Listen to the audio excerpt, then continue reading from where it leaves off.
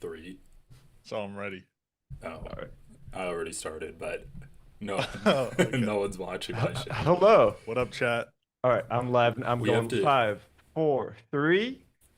We're live. Hello, Two. everyone. Welcome to.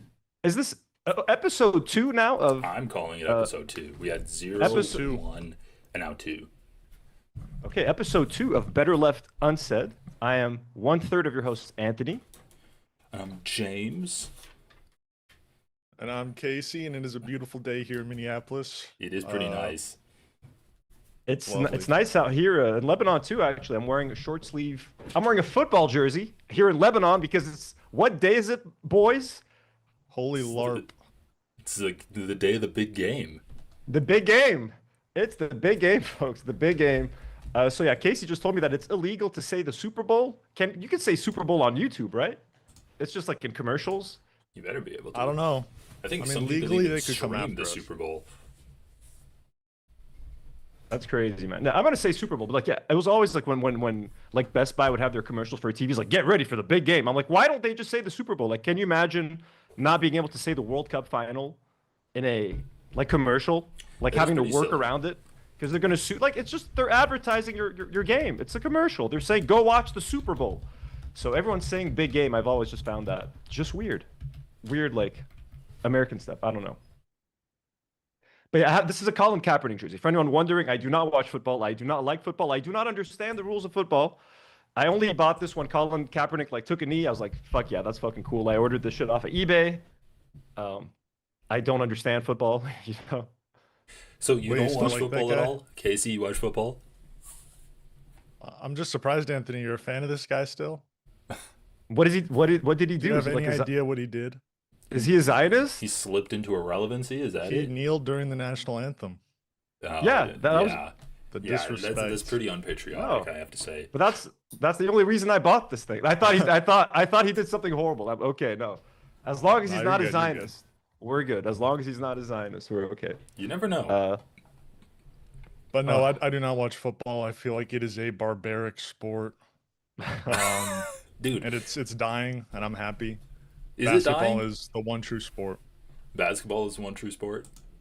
Look, out of all the American sports, like baseball is boring as hell to watch. Again, from an outsider's perspective, like your two main sports, which are I think baseball and football, I think those suck. Basketball is the best like American sport. It's the most fun to watch. It's exciting. It's not violent. Not that I don't mind violence. Like I watch combat sports and stuff, so I'm not going to comment on the violence. Like football is needless violence. Like people are getting concussions just like to grab a ball. At least in boxing and MMA, they're like fighting. So it makes more sense for them to get concussed that way. Not that anyone should be getting concussed. But football and baseball are horrendous sports. Horrible sports. Wait, so Anthony, Hot take. you watch basketball? I don't watch any sports. I'll be So you honest don't with watch guys. any I don't- sports. Casey, Not you watch anymore. basketball? Oh yeah, all the time. Because the only sport I watch is MMA, which is like the point of that is concussions. Yeah. And I watch like boxing and a bit of MMA. I watch more boxing now, but I don't watch almost any sports Dude. anymore. To be honest with you guys. Yeah. Okay, well, who's gonna So win? bad. The Patriots or the Seahawks? the rebellious people? Is I it the don't know who's Seahawks? playing. San I have no Francisco? idea. Who's playing? What time's the game? The big game? Don't know. Don't care. Don't know. Yeah, Let me I don't check know. right here.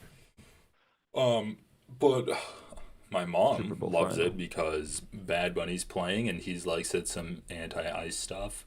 So she's like been listening to Bad Bunny for like 3 weeks straight now. Okay, Seattle Seahawks Yeah, against the Mom. New England Patriots. Nice.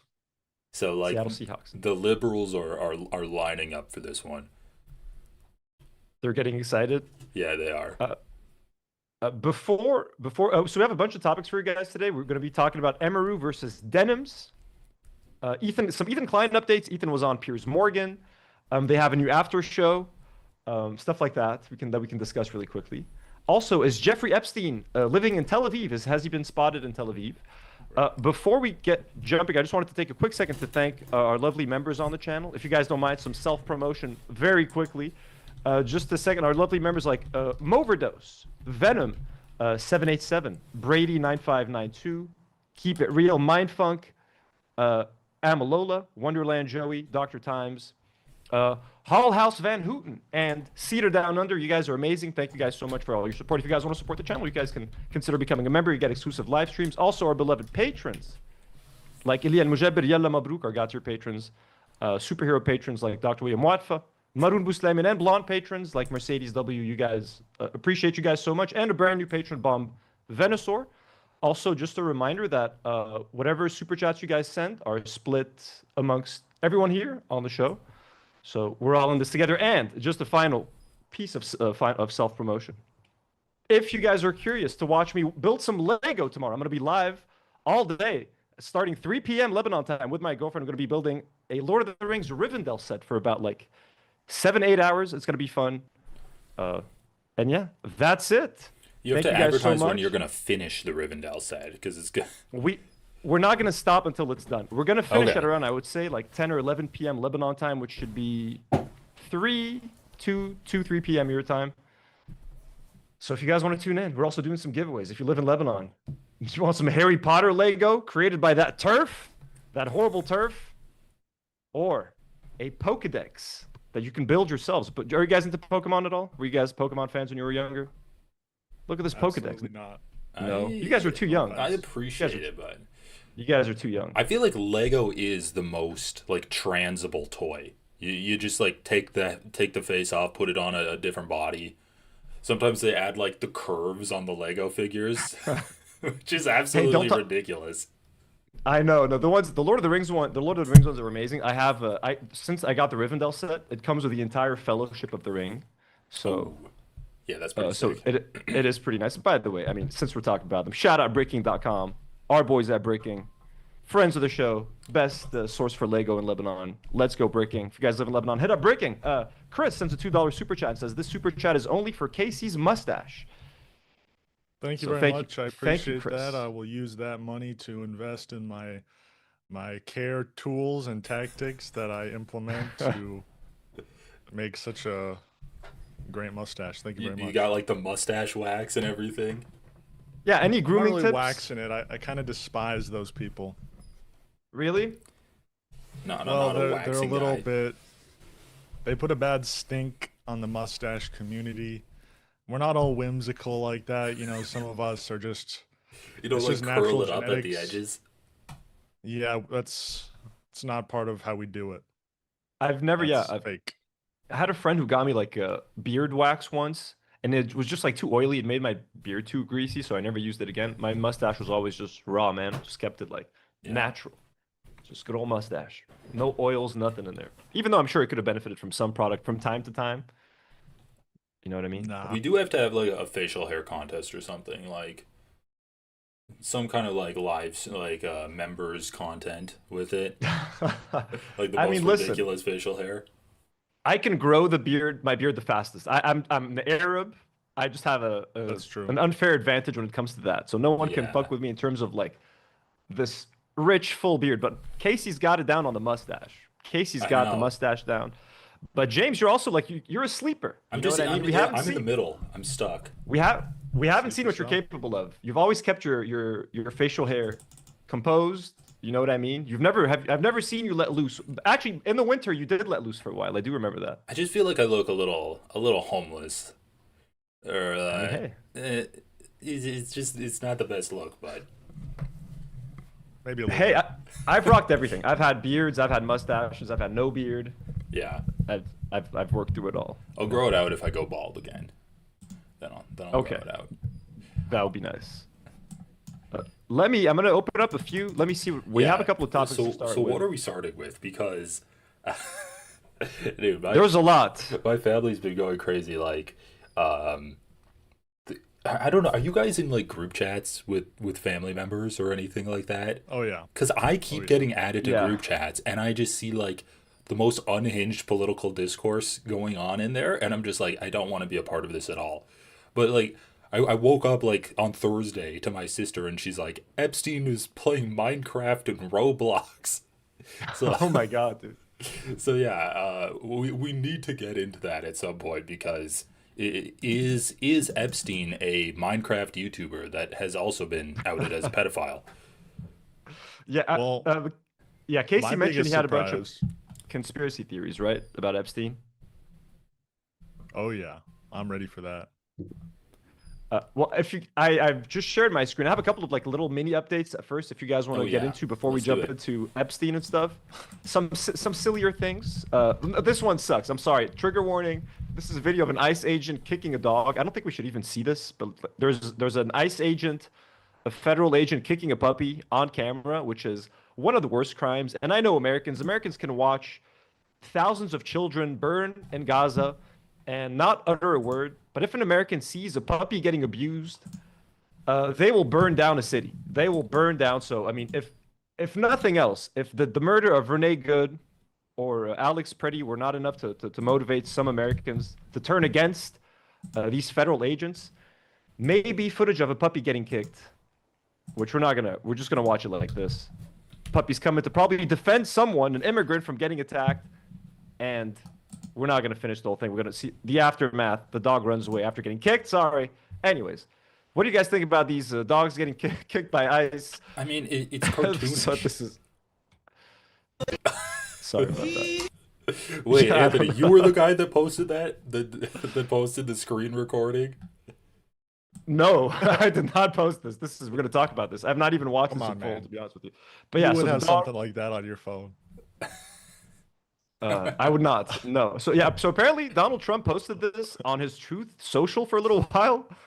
I have not seen this. I'm guessing it has copyrighted music. Have you guys seen this at all, or like? Yeah, it's insane. Yeah, this is insanely racist. I would have to say trigger warning, but it's so absurd that like, oh my god, dude. Yeah, we might have to mute that one. Yeah, AI needs to be made. Oh my god, dude. Oh, it keeps going. It keeps going. Okay, It these are kind of lazy. So that's Newsom, and we got AOC, AI and we really had. has given people like an inside view of the conservative brain, and it's horrifying. It's not a place that I want to exist in. I don't want to be in a world with the same person that makes something like this and thinks it's sick, like thinks it's a burn on their political opponents. Who's on top of Hillary? Who is this guy? Uh, I Hakeem cannot. Jeffries. I have That's no Hakeem idea. Jeffries. Okay. Okay, so we got AOC. Who the fuck are these guys? Pritzker. I think that guy. Is that Adam Schiff, the California Democrat? It might be Adam Schiff, yeah. And we got Schumer, and is that Zohran? That's a bad Zohran Mamdani. That's Yeah, it's pretty as a bad. hyena, because he's always smiling and laughing. I get it. Okay. Ooh, I like that. The I like the Biden ones. creativity. Biden and Kamala as a turtle. Some of them are more lazy. Like this is just Kamala's face I pasted know on a turtle. the AI just got lazy, man. Yeah. Those are a little bit more blended at the beginning. Oh, he's eating a banana. Okay. They Let's, well, should we have gotta hear missed that. opportunity to have him eating an ice cream cone. Oh, serious. Oh, okay. What, is this music still going? Yeah, yeah, the music's I, going. sorry, this is so cursed. Hakeem Jeffries. Why are there two sets of ears? Oh, Oh, of here he course, comes. Yeah. the lion, our king, my captain, my king. Brat just sent a $10 dono and says if there were a facial hair contest, James would win. I'd Sorry, win. boys. Well, I don't know Wow. about that. Brat with the definitive dono. Actually, there was a. Oh, and Jim D. Dukers gifted 5 Do Not Worry memberships to the channel. Jim, thank you so much. We salute you. W's in the chat for Jim. Politics says Anthony got beard speed, Casey got beard strength, and Uninformed Leftist got the goat T. So everybody's got a little something here. But I according to like the Brad, analysis. James is the winner. Well, I'll take Yeah, it. Numfo says, who is that? Numfo says Trump should be more of an What the hell? orangutan, which I agree with. I don't know who the fuck that is. Yeah, It's I got to don't be some know. liberal Democrat that they hate. Is that the Getting on the deep trans? lore. Is that the trans congressperson? Oh, you think? I cannot recognize them at all. Like with I don't this, know. this one's disturbing. This is And diabolical. this one like took some effort, I guess. Well, they had it in like as a suckling pig, like something that to be eaten. Oh God. I haven't. Whoopi We got Whoopi Goldberg, Harry Goldberg. So Sisson. that's Harry Sisson. Oh my God, that's a cursed fucking Harry Sisson. Another AI, Yeah, like Trump has posted literally himself shitting on Harry Sisson before. Classic. and they're all bowing to him. Okay, beautiful, beautiful. Yeah, Republicans are kind of insane. Even if someone did something like this for like Obama Also, or any would can be we acknowledge insane. that that's not a good AI Trump? Yeah, this is horrible. Like it doesn't look It's like not him at all. consistent. Yeah, right here he was better at the beginning. This is so fucked up. Where was he? Yeah, a little bit better here. A Yeah, little better bit more there. consistent right here. Yeah, so I guess he took it down because of obviously the racist stereotype of of having black people as apes or monkeys, like incredibly offensive. So if Trump took it down, you know it's bad. But like, yeah, this whole thing is just disturbing as fuck. What else we got here? Do you guys give a shit about clavicular? Oh, I love this Going, guy. Dude, you like, you guys like clavicular? this guy's hilarious. Yeah. So he's just going through, he reveals to the New York Times the list of drugs that he's currently taking and explains his reliance on stimulants. He's on 220 grams of testosterone, 25 milligrams of Accutane, 12 milligrams of retro. Okay, let's just watch a little bit of that. I don't know what the fuck this stuff So is. right now I'm on a very low dose of test. I'm on around like 220 milligrams. Okay. I've been like lowering my dose, throughout the past couple months. So that's my TRT dose. I'm on 25 milligrams of Accutane. I'm on 12 milligrams of retatrutide. I'm on Take 10 notes, milligrams boys. of nebivolol. What's that? It's a beta blocker. Okay. Yeah, I've started looks maxing. I'm a believer in looks maxing I and can mogging tell. now, actually. It's We're, doing good on you. Thank you, thank you. We should all try. We can all improve. I need to try. He's on crack apparently or heroin. Kind of even you out. Oh yeah. Yeah. Yeah. I mean, look at how this guy's sitting. He's actively tweaking out in this interview on the 15 drugs he's on. Poor kid, Yeah, man. it's crazy that it's even like he talks like is it legal to talk about doing ketamine like on stream? Like that's crazy to me. Like he just literally openly talks about being on high on ketamine on a live stream. Like I just don't Yeah. understand I how. mean, he should like, talk about fixing his posture. That should be the next step in the looks maxing field. that should be for me as well. That's an area I'm severely lacking in. So it blocks the beta 1 and the beta 2 receptors, which just make it a little bit easier on your heart with the higher blood pressure and certain. Gotcha. Okay. So testosterone, Accutane, Reta, nebivolol, beta blocker, or the nebivolol is a beta blocker. Yeah, but Okay. it's nebivolol is more selective of the beta 1 receptor. Okay. Propranolol is another beta blocker people take. Yeah. That's the beta 1. No. Keep going. Keep going. So I usually take melanotan too. Essentially. Yeah, because UV is damaging. But going down regular. Anyways, Ugh. a lot of interesting stuff. But what's even more interesting is this tweet right here. And you guys are younger than me. I'm 35 years old, so I was hoping you guys could maybe translate. I got you. Clavicular was mid-jester gooning when a group of foids came and spiked his cortisol levels. Is ignoring the foids while munting and mogging moids more useful than SMV chatfishing in the club? SMV. I'm a little stumped on that. I'll be honest. I'm a little. We I'm might a have to little go to the confused. comments for help on this. We might have to. No, now, luckily for us, someone went ahead and actually analyzed the entire thing. Here's a breakdown of what these sentences mean for those not in the know. We're not going to read through the whole thing because it's quite long. But for example, clavicular was mid-jester gooning when a group of foids came and spiked his cortisol levels. What that means, clavicular is his name. Okay, we get that. Jester gooning is a portmanteau for two terms. Jester maxing, which is acting like a clown or fool to get attention or cope with social rejection, and gooning, which is originally referred to a trance-like state induced by porn addiction, but in this context, it means staring blankly or engaging in obsessive low IQ behavior. So it's merging jester maxing, which is acting like a clown, to being in like a trance-like state induced by porn addiction. But in this context, staring blankly. Foids means it's a derogatory incel, as though the term incel is not derogatory. Term for women. Okay, so foids are female incels. Okay, we just learned something. That's crazy. Short for femoids, female humanoids. I had no idea. So foids are female incels. spiked his cortisol levels. Cortisol is the stress hormone. This means the women made him extremely stressed, anxious, or panicked. Sentence 2. Analyzing. Analysis. Is ignoring the foids while munting and mogging moids more useful than SMV chat fishing in the club? Munting, while originally a grotesque term from shock sites and looks maxing slang, it is sometimes used, often ironically, to describe an extreme or ugly form of mewing, tongue posture exercises to improve jawline. It implies focusing intensely on one's face aesthetics. I'm already confused. Even the explanation is confusing. Does anyone understand this? Munting. I don't know. No. Let's just play the video.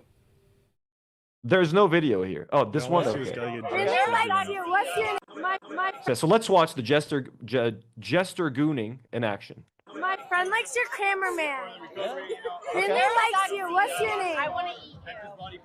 Tell us your name. Yo, W. His name is Kirk. Kirk. My friend likes your Kirk. Not So- Kirk. So those are the foids, apparently. Bro, this shit is actually like mind rotting me. I know. Well, here, this will make you feel better. Summary. The text asks a philosophical question within the specific internet subculture. Is self-improvement and dominance over other men, homosocial competition, more fulfilling than seeking validation from women through deception? In other words, James, the other question was actually very deep. We just didn't understand the meaning of it because we're too old. But yeah, continue about the brain rot. I'm right there with you. Is ignoring the foids more use? And so this guy's just like so deep inside of the looks maxing kind of like incel culture that he's like, wait, is this even a productive use of my time? So Exactly. So this man that posted this clip was what, like a PUA pickup artist fan guy that's just becoming self-aware. I have no idea, I don't know. to be honest with you. This whole thing is It's all confusing, but rage bait. I love it. Yeah, it is rage bait. It is rage bait. But it's just like a clip of the most normal thing. He's just standing there, and a girl's asking like, "Hey, what's your cameraman's name?" Like, it's like the most normal. Is out of all of the clavicular clips that are going viral, like that's the least interesting one. And people are like, "Wait a second, a woman is not paying attention to him?" That's why he's jester gooning. You know what I mean? Yes. But I think he's jester gooning because they're foids. If they were better than foids, he would have been interested. But because they're foids, I guess, you know what I mean, and they're spiking his cortisol levels, he's decided to. I'm glad that we named our podcast already because otherwise I'd really push for Jester Gooning as the name of it. Jester gooning. All right, so we're done with clavicular. We're done. We almost lost James, but he's back. Comrade Casey. Let's. Do you guys want to talk about H3 real quick? I do. There's a couple of things that we can could talk about. Let's get to H3 real fast. First, I have a couple of tweets to look at that someone posted. So Mike Dippy shared this. Ethan Klein is still in the denial stage. So Ethan shared this on Instagram apparently and deleted it. This was a story from yesterday, I think. Let's watch together. He says, logged out on fresh account. Our podcast is 100% invisible despite being bigger than 90% of these. Does anyone else see it? So he's going through all the podcasts. You got the dogs barking in the back. So implying that he's basically shadow banned. Yeah. Yeah, it's not looking good for the old Ethan Klein. Not looking good. He's out there complaining. Oh no. Oh no, Sam Cedar. Sam Cedar's there? That's his popular search? So yeah, like he's trying to compare himself to like the Joe Rogan podcast. So Mike was saying Ethan Klein is still in the denial stage. You know the career is cooked when they start crying about shadow bans. Also, how are their dogs yipping in every single video? Like, Jesus, how do they live like this? But we're done with this one. And then he shared this again. He says, mark my words, Ethan Klein will wage war on YouTube, accusing them of anti-Semitism for shadow banning the H3 podcast and promoting Hassan's first stream on the platform. He's currently spiraling in his Bel Air mansion, trying to pass the blame for his hemorrhaging viewers. So real quick on that, do you guys think H3 is being shadow banned? Is Ethan imagining things, or does it make sense for their channel? I mean, to be losing views at this point. I mean, I don't really know what else there is to get people interested in it. Like every now and then, oh wait, like every now and then I see some posts from his fan base, and they're complaining about how like, oh, it's difficult for new fans to get into the show. They're not really like making content to get new people involved or anything like that. So I don't know, It's man. He's it's always kind of it's sorry to cut you off. It's always kind of been a hard show to get into. Like it's always had a lot of inside jokes and stuff. So if you hadn't followed, I feel for a long time, it would be. It's like it's always been a confusing show. I feel Yeah, for kind of. sure. And like I don't know, he purged his audience while also courting another audience when he started doing all of this drama against like the online left. And ever since then, his show has just been in a steady decline of the amount of subscribers and viewers for everything. Um, and yeah, like last year, he was really flailing around, trying different things, trying like the video on demands that he was putting out there, changing up the content schedule, and obviously that wasn't working because he changed back, and now they're trying to do. I don't know if they're trying to do like something every day, Monday through Friday, but Well, now they launched the more expensive memberships. Now they have like a $25 membership that they've introduced, and they're promoting that heavily. They always used to they used to have a more expensive membership back in the day, but they never really talked about it much. Now they're like promoting it very heavily, and they're giving like a lot of incentives to their viewers. And now, come to think of it, with the after show, you got to think of it that way as well. That we're going to talk about in a bit with Harley and Girl with a Microphone. That is like however many views that gets, that is just an extra revenue source for them now. You know what I mean? Like whatever yeah, super chats that show's gonna get. So they know that their show is getting 400,000 to 500,000 views now versus the 1 million that they used to get easily. So now I'm guessing that the after show, which is gonna be like 2 hours long, even if it just gets 100K views, that's just more revenue for them. So I think that's one way for them to try to curb this as well, like introducing an after show right after that. And also, but I'll mention that later about the after show. But yeah, and also, I mean, H3 has always been a difficult show to get into. After spending 2 years of just shitting on Hassan and turning it into like a super negative, bitter podcast where he's constantly complaining about Hassan and iDubbbz and stuff and crying anti-Semitism and trying to like indirectly rationalize what Israel is doing.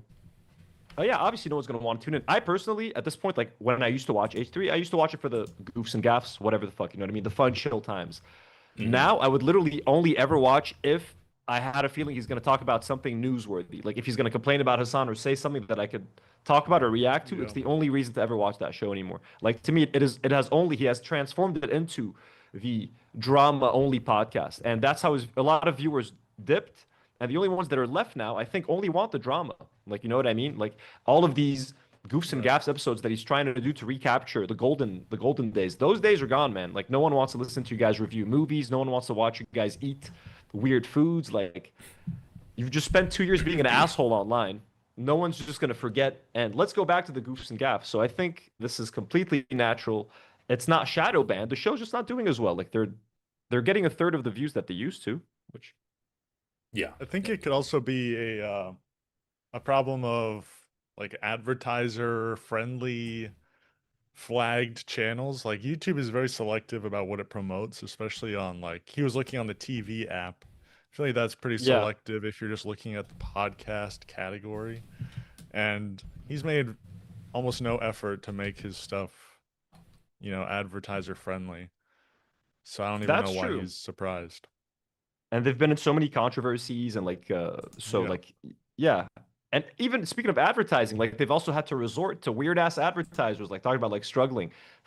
Ethan and I reacted to this like a few weeks ago. Ethan kept for years said I'll never take a gambling sponsorship. I'll never take a gambling sponsorship. There's a whole montage of him complaining about gambling sponsorships, and now he's working with draft picks or whatever, or like sports, I some don't know. sports betting app. He's DraftKings maybe draft something like he's working with a sports betting app now, or yeah, and they're Prize also working Picks. Prize Picks. I think yeah, he took a Prize Picks sponsorship. They're working with Dan Saltman's Redact dot whatever the fuck.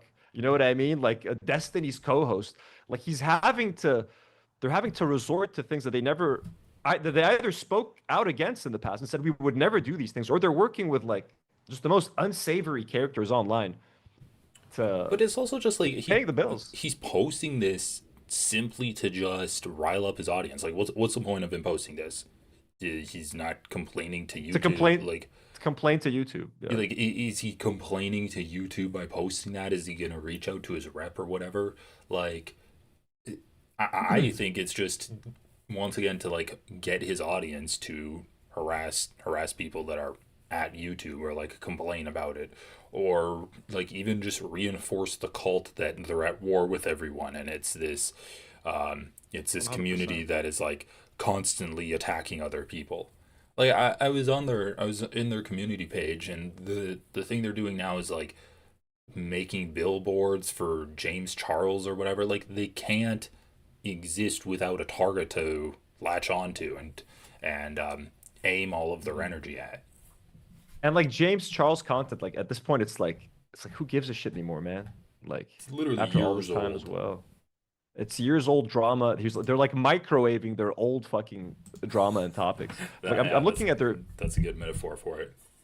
I'm trying to look at their views. I mean, look, granted, their views are still incredible compared to my fucking views.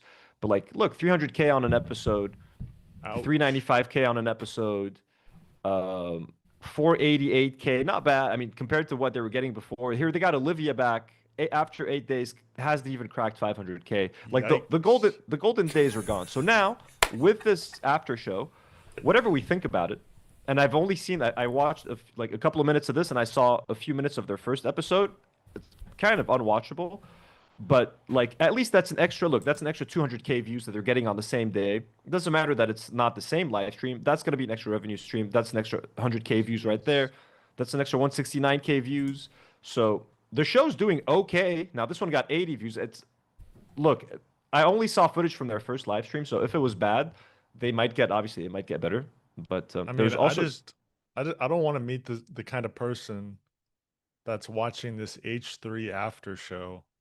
I mean, I know you gotta be desperate for content at that point. like, If who is three, that target audience? yeah, I guess the super like parasocial ones. Like if 4 hours of H3 and Ethan complaining is not enough, and you need people talking about Oof. the last 3 hours and breaking that down. And look, I would have like an H3 after show would have made sense in the golden age of the Ethan versus Hassan drama. Like there's so much to talk about after. Like now, what is like like in one of the last episodes, Ethan was reacting to his Don Lemon appearance, to his Piers Morgan appearance. What's there to say about that on an after show? Like at some point, Yeah. I feel like I was doing an H3 after show technically after they would do their fucking insane, unhinged Zionist fucking tirades. And when I would react to that, like the next day, in my mind, that's kind of an after show in a way as well. Like there was interesting shit to talk about there, at least, and stuff to rebut and stuff to argue. When they're just doing goofs and gaffs, like, yeah, who the fuck is sitting there for like 2 more hours of like, I have no idea, man. Dude, it's lonely It's scary, people. honestly. That's Knowing what these it is. people exist, I'm kind of spooked out. Got chills. Hey, I'd rather have them be watching the H3 after the show than making like AI generated videos of Democrats on animals' bodies, okay?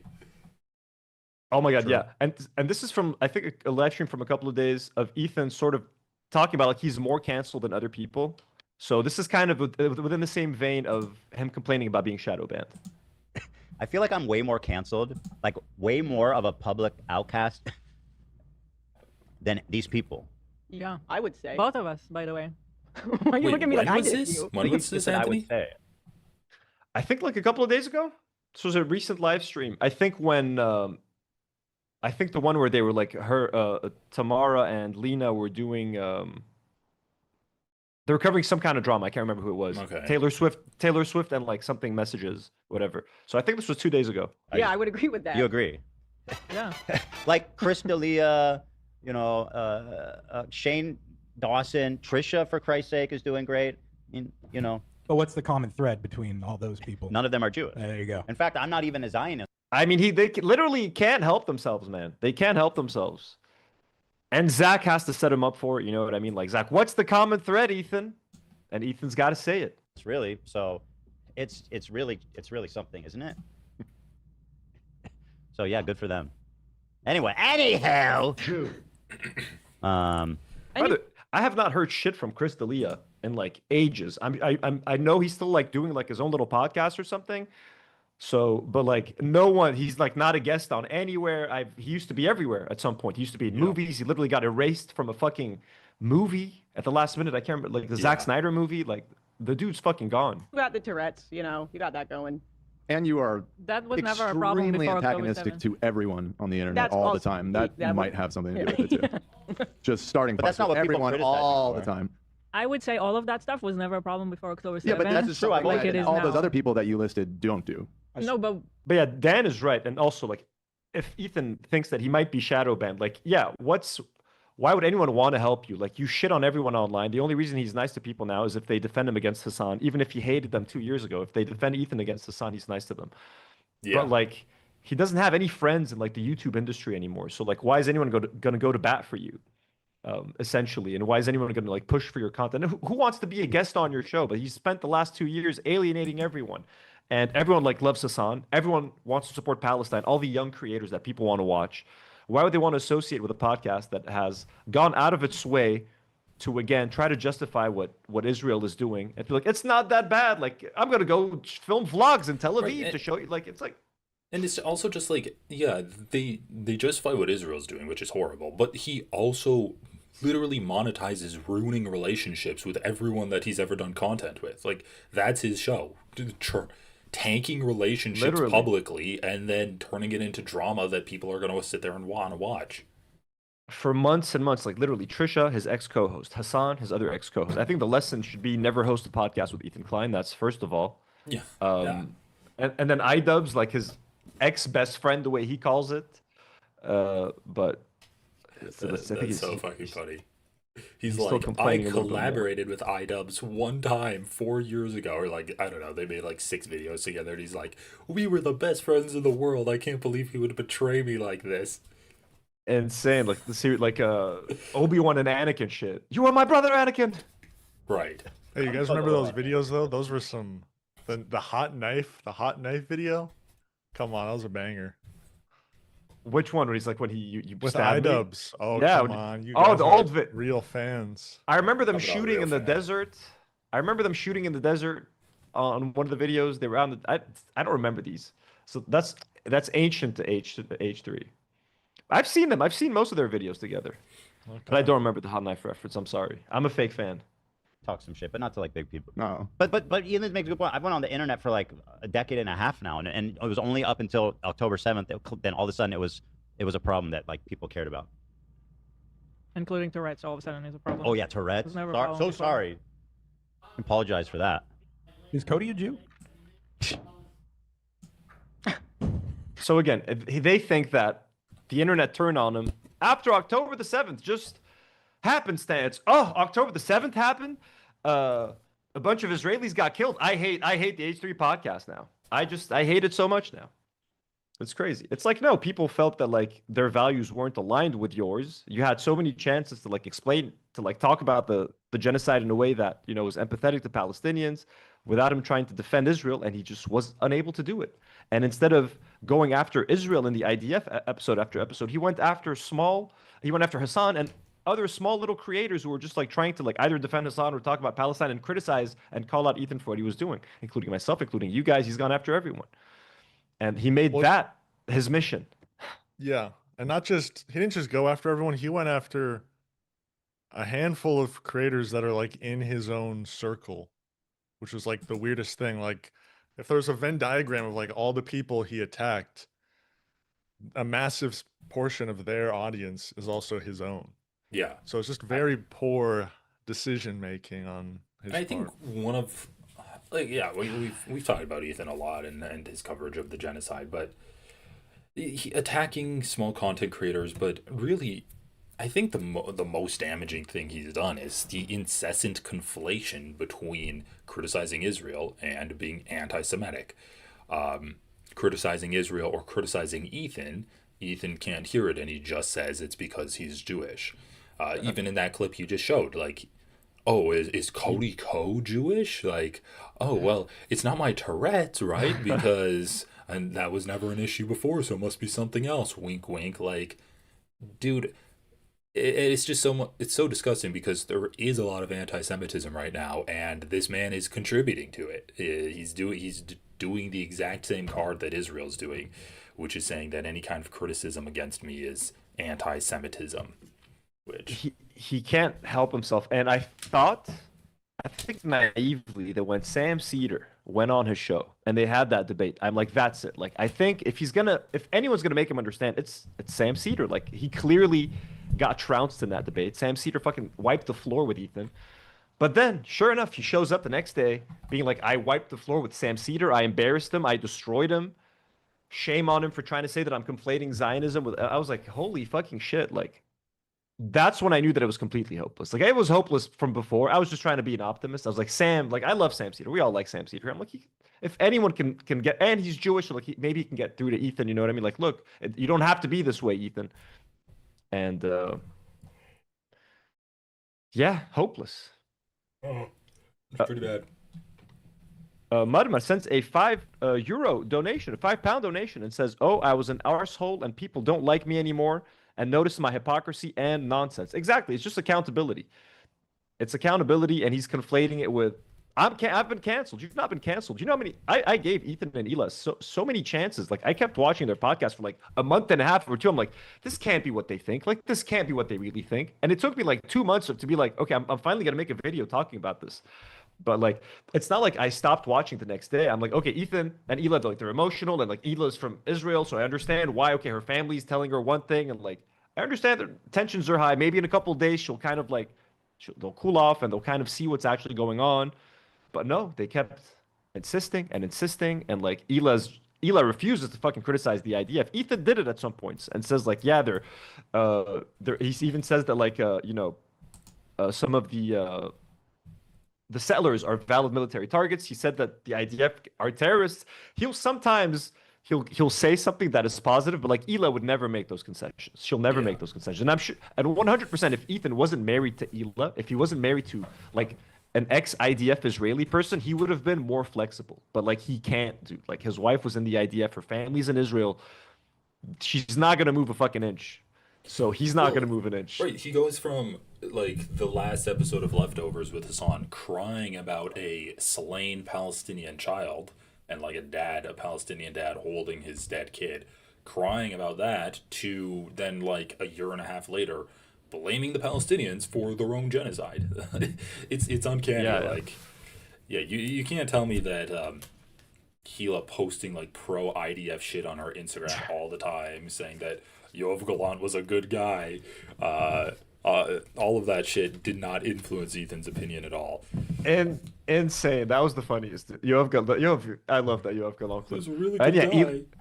And Ela congratulating like female Israeli pilots for bombing Iranians, like, and like reposting Donald Trump's post about like the war in Iran. Like, are you fucking kidding me? Like, hey, so good. That's what they wanted. So speaking of, we're done with this clip. Speaking of which, have you guys had a chance to watch the after show at all? Have you guys seen it? No. What do you guys think of it? I want to watch it just because I hate my audience and myself. So I want to see like how far I can get. A live stream reaction? That would be kind of funny, actually. If you did a live stream reaction for that show. I haven't seen it. I understand why they're doing it. What's kind of funny is that like part of me was thinking like, because I was an H3 fan, you know what I mean? And I spent my time making anti-H3 live streams and criticizing Ethan. But what if I had done what Girl with a Microphone had done? What if I had spent every live stream glazing Ethan and Ela, being like, no, I will defend Ethan against all these crazy leftists. Ethan is not actually a Zionist. And what if I had kissed his ass? In another universe, I could have been the host of that after show. He could have been like, hey, Anthony, we love you. You know what I mean? Like, it's kind of funny seeing, because that's literally he just hired the two people that were defending him online. That's all it took. I know. All it took was finding the two content creators that were not insulting him, not calling him a Zionist. He just fucking shoved them on a show together. Here, be friends. Have a live stream together. Like, that's kind of funny. Woman is like a fan. She does an H3 after. She did an H3 after show live stream. She's just a fan, H3 fan. She just glazes H3 and shits on everyone H3 shits on. If H3 like all of shits his on other me, employees. like Yep. his employees. So now she's getting paid to do what she was doing for free, essentially. That's But- why I'm saying it's a cult. Like, you just hire the people that already love you and defend you. Like, I don't know, you push away any kind of criticism. This is. And Harley, dude, Harley Mortenstein, literally the only reason he became relevant again was a creator clash. I had never heard, I hadn't seen or heard of Harley ever since the fucking Epic Mealtime shit that I used to see on Facebook when I was still on Facebook that would just pop up. Like creator clash kind of put him back on the map. Okay, well, he's hosting a show like- with girl with a microphone. I don't know if I'd call that relevant again. I guess he is getting like Oh, no, he's- 100K views. Yeah, like that's all he has going. If you go to his channel, he gets like the same amount of views that I get, and like he was really famous. He was like genuinely famous. Like, you know what I mean? Wait, is his channel Like- still called Epic Mealtime? I need to look this I up. think now. so. And he has like the podcast where he talks about like cheeseburgers and like the price of cheeseburgers and like. Is No, McDonald's getting more no, he doesn't. expensive? I don't know. I don't know. Now, He now doesn't have now a he's just podcast gonna- where he talks about cheeseburgers, Anthony, does Well, he? Well, now he does. Now he has to watch the H3 podcast where they talk about like Taylor Swift and whoever else's drama, and he has to do an after show with Girl with a Microphone. But look, they're getting paid, you know? Yeah, that's So true. good for them. Good for them. Has anyone in the audience let me ask the audience. Has anyone seen the after show? Have you seen Went to McDonald's today. A Big Mac's $4.26 now. It used to be $4.16. I wanted my breakfast sandwich, but they stopped serving breakfast sandwiches at 10 a.m. instead of 11. I was angry. I have no idea what the fuck he talks Okay, about. on- Did you on check his- out his channel? Epic Mealtime. I don't know. I guess it's just his name is his YouTube channel. But if we're talking about breakfast sandwiches, I went to Panera last week for like the first time. It's horrible. How was I not aware that it was that bad? I Yeah, have it's not not- been to Panera in ages, dude. Not a smart choice. It Break was the bank, break your tooth. That's the old 1-2. Really? there. Hey Brad, thank you for Okay. the 10 gifted subs. Yo, let's go. Okay, I have his channel pulled up. Videos. Nice. Videos. Let's go to his videos. Wait, yeah, So his this is video, actually insane. Nice band. Bahamian arc rating Bodmon. Okay, 5K views. My first gig did not go as planned. 3.6K views, 6.5K, 2K. I mean, listen, again, sometimes I have videos that get this many views, but I'm a nobody YouTuber. I was not a famous YouTuber with millions of subscribers.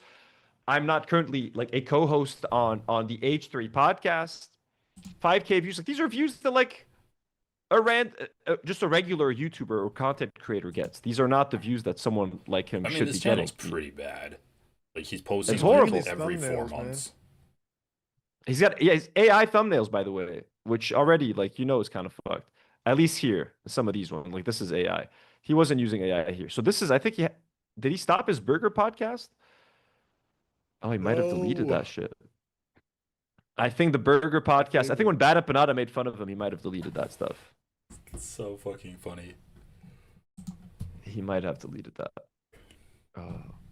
And what else? Okay, so one final thing I wanted to ask you guys about, or that we wanted to talk about when it comes to H3. Does anyone want to add anything about the after show? James, when are you having your live stream reacting to the after show? I don't know. I I might wanted do it. Maybe I- I'll do it tonight if I feel like I just don't want to sleep and punish myself. Wow. Okay, I'll try to tune in. If you're not gonna watch the big game, the big game, folks. Okay, so 3% so far of my audience has seen the after show. 39 votes. That's nobody. No.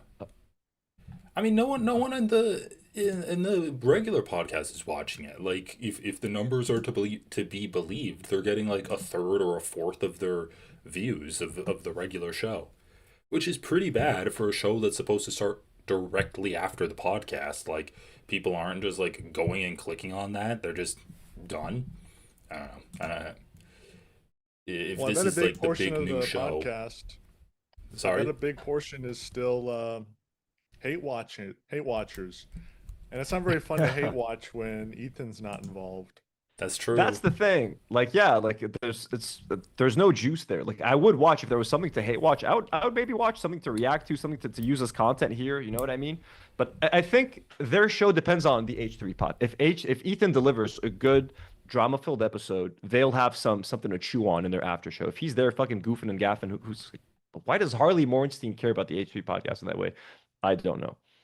Yeah, Numfo says there's zero chemistry on that after show. Fart Twain sends a $5 donor. Thank you, Fart Twain. Says AB and Harley should have a show together. It could be called Pushovers. That would be fucking awesome, actually. That'd be pretty good. Yeah, like he should have, like, I guess the crew would be tired, but like he should have used his own crew to host an after show. Like, have the crew, like, kind of like on Good Mythical Morning, the crew kind of does stuff. Yeah, people have been asking for that for ages.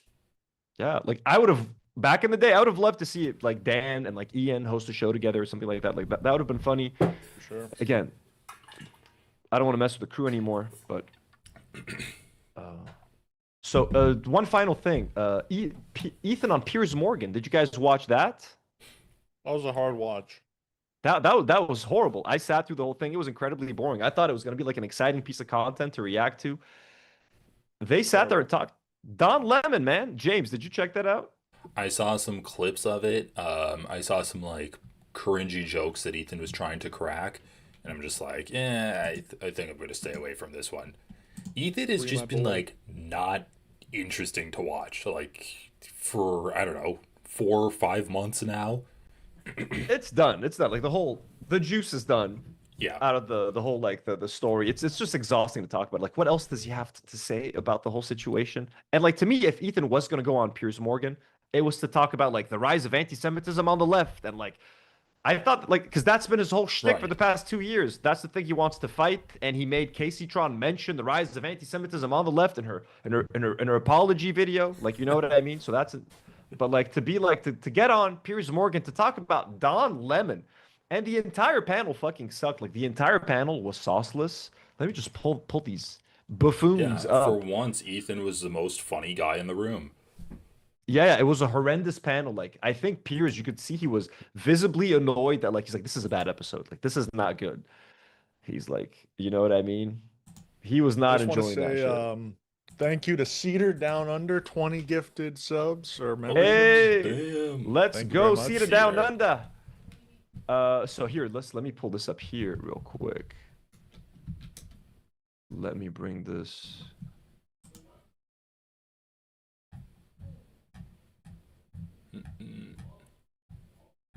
Where is he?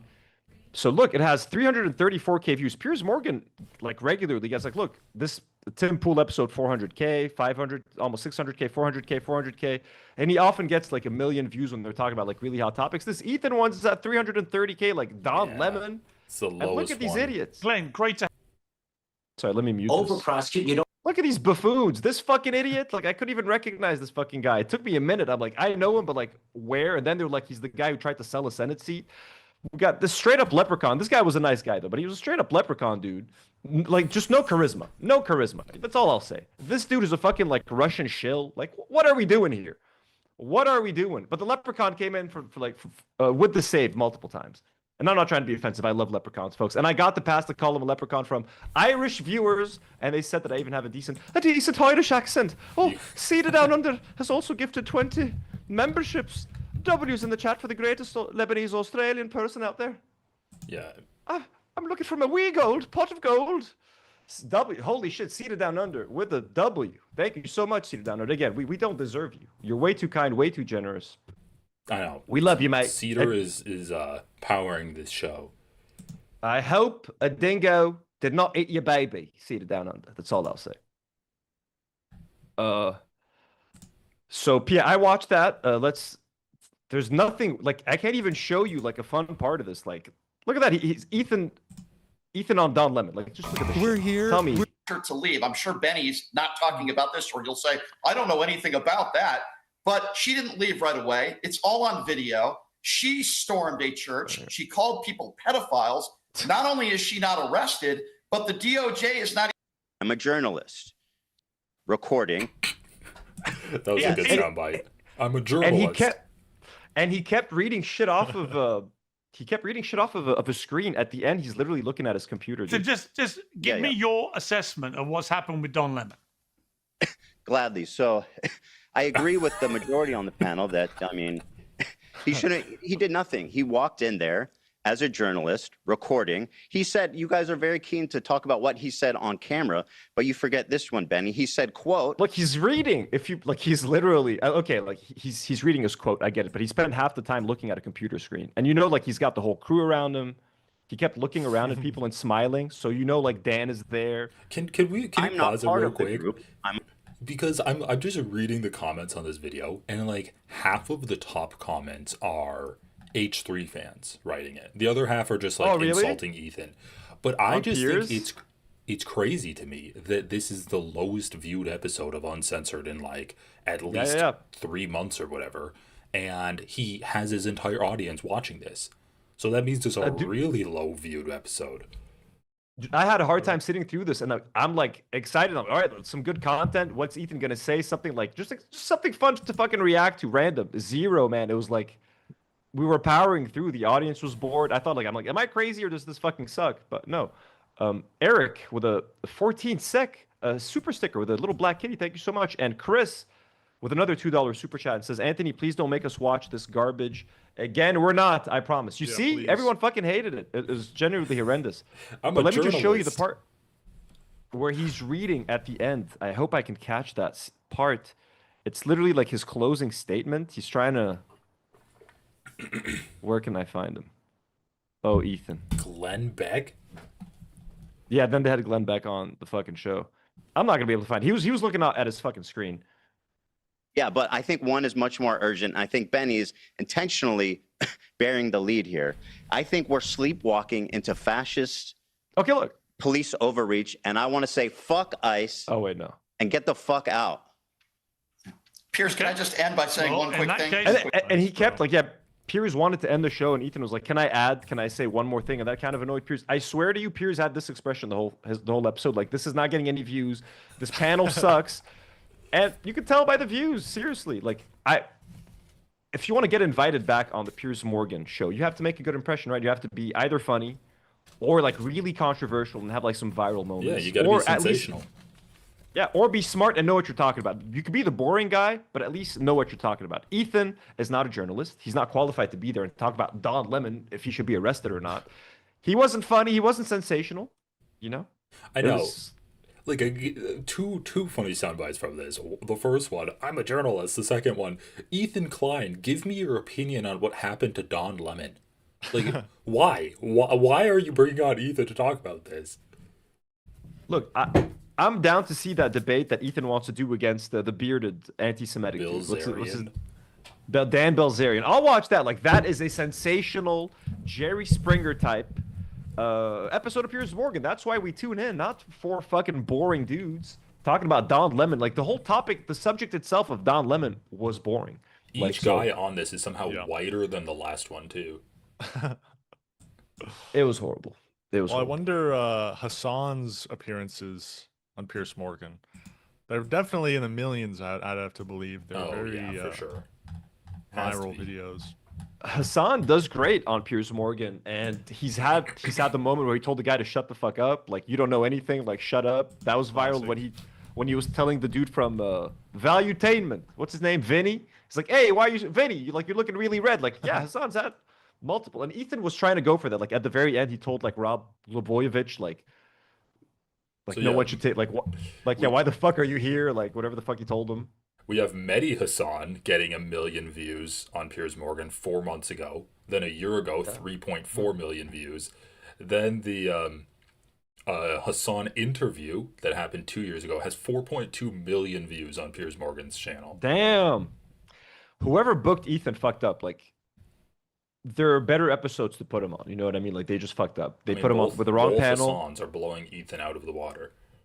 Yeah, no. Wrong topic, wrong panel, boring as fuck. Like, they wasted. Like, now if he goes back on Piers Morgan and I tell my audience, hey, let's react to it, they're gonna think twice before clicking because they're not gonna believe that it's gonna be fun content now.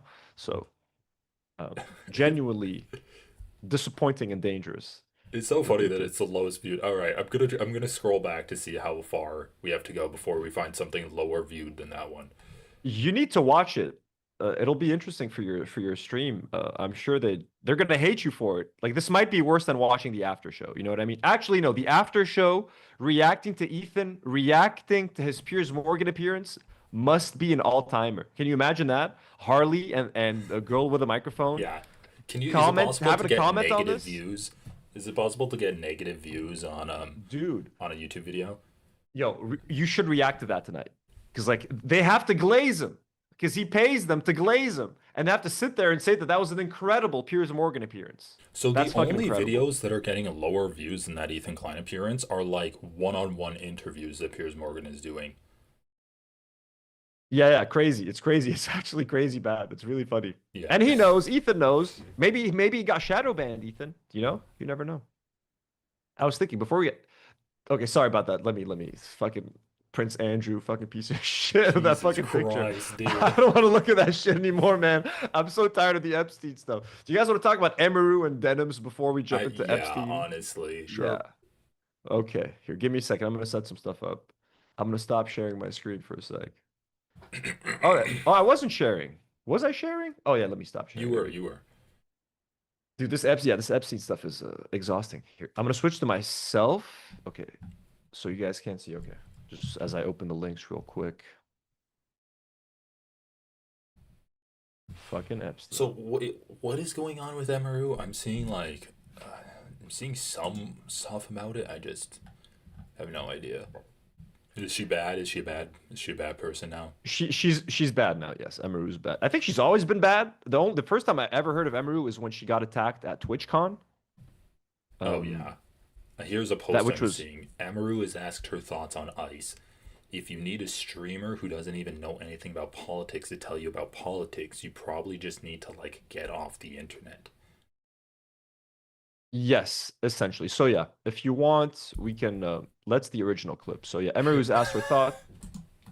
Someone asked her about what she thought about ICE, and here was her response.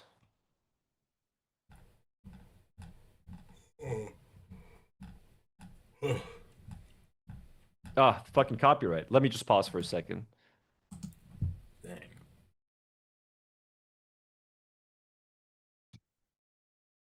God, Twitch, dude. Fucking these Twitch streamers playing all this copyrighted music, watching like reality television shows in full.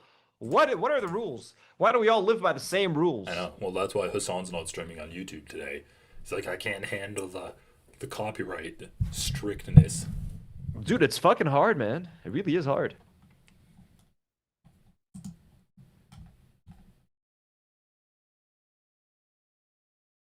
Jesus. She can barely speak. She can barely formulate a fucking sentence.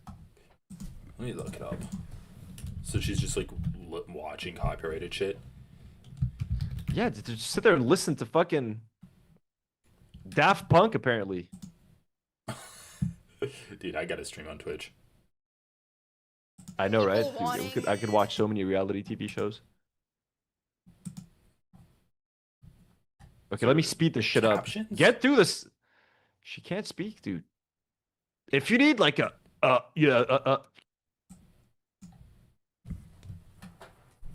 am I not sharing my screen? No, you're not right now. Oh. But wait.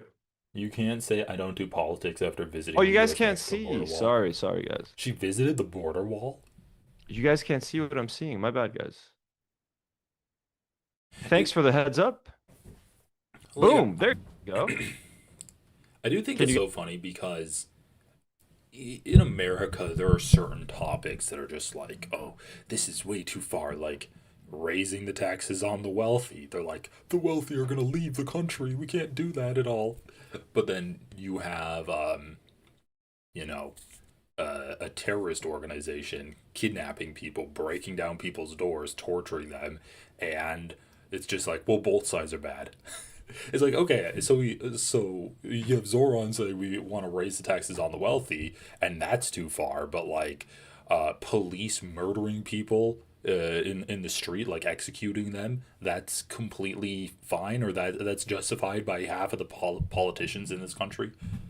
Oh, she commentated. She talked about Zohran, talking about like. Well, no, I'm just saying, like, in general, in like American discourse, there's things you can't say, but like, oh, I'm gonna fence sit on ice, and that's an acceptable position to I have.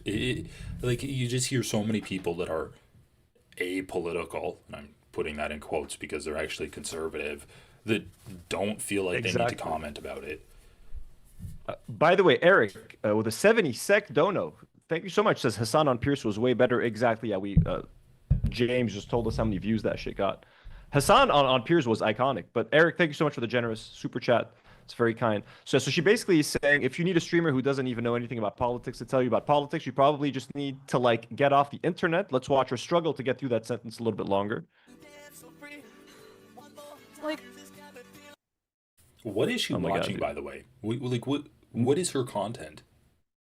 Yeah, this looks like is this ice cream and like a hot apple pie or something? Like, But is then her why is there like content just I'm gonna cosplay as Nico Robin from One Piece?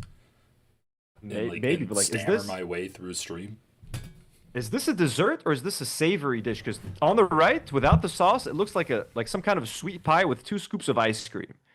But on the left, it looks like it's covered in gravy. What the That fuck looks is this? like British. They have some sort of a liquor. What do they call it? It's a parsley liquor or something.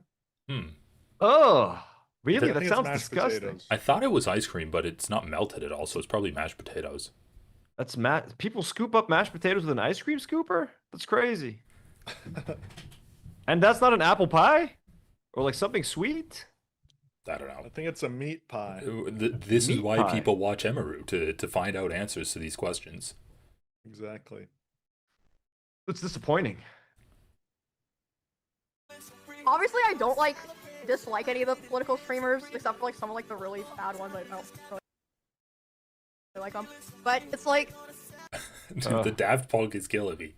there's so much what they say. I guess it's And even with all the pausing, I think we might still get fucked. So anyway, she just refuses to give an answer. Okay, she decides to fence it instead of saying yes, ice is bad, or I think ice is good. She decides to not say anything. And some people are claiming that her silence means something. So Maria says, honestly, I really hate the stupid wow small bean reaction most of these women on Twitch resort to when asked a question that any fucking adult can answer. You are nearly 30 acting like a baby for your audience of incel adjacent Asian fetishists.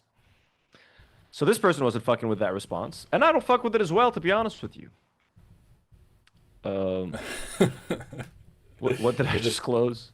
Epstein's doppelganger also not funny. Epstein, yeah. So yeah.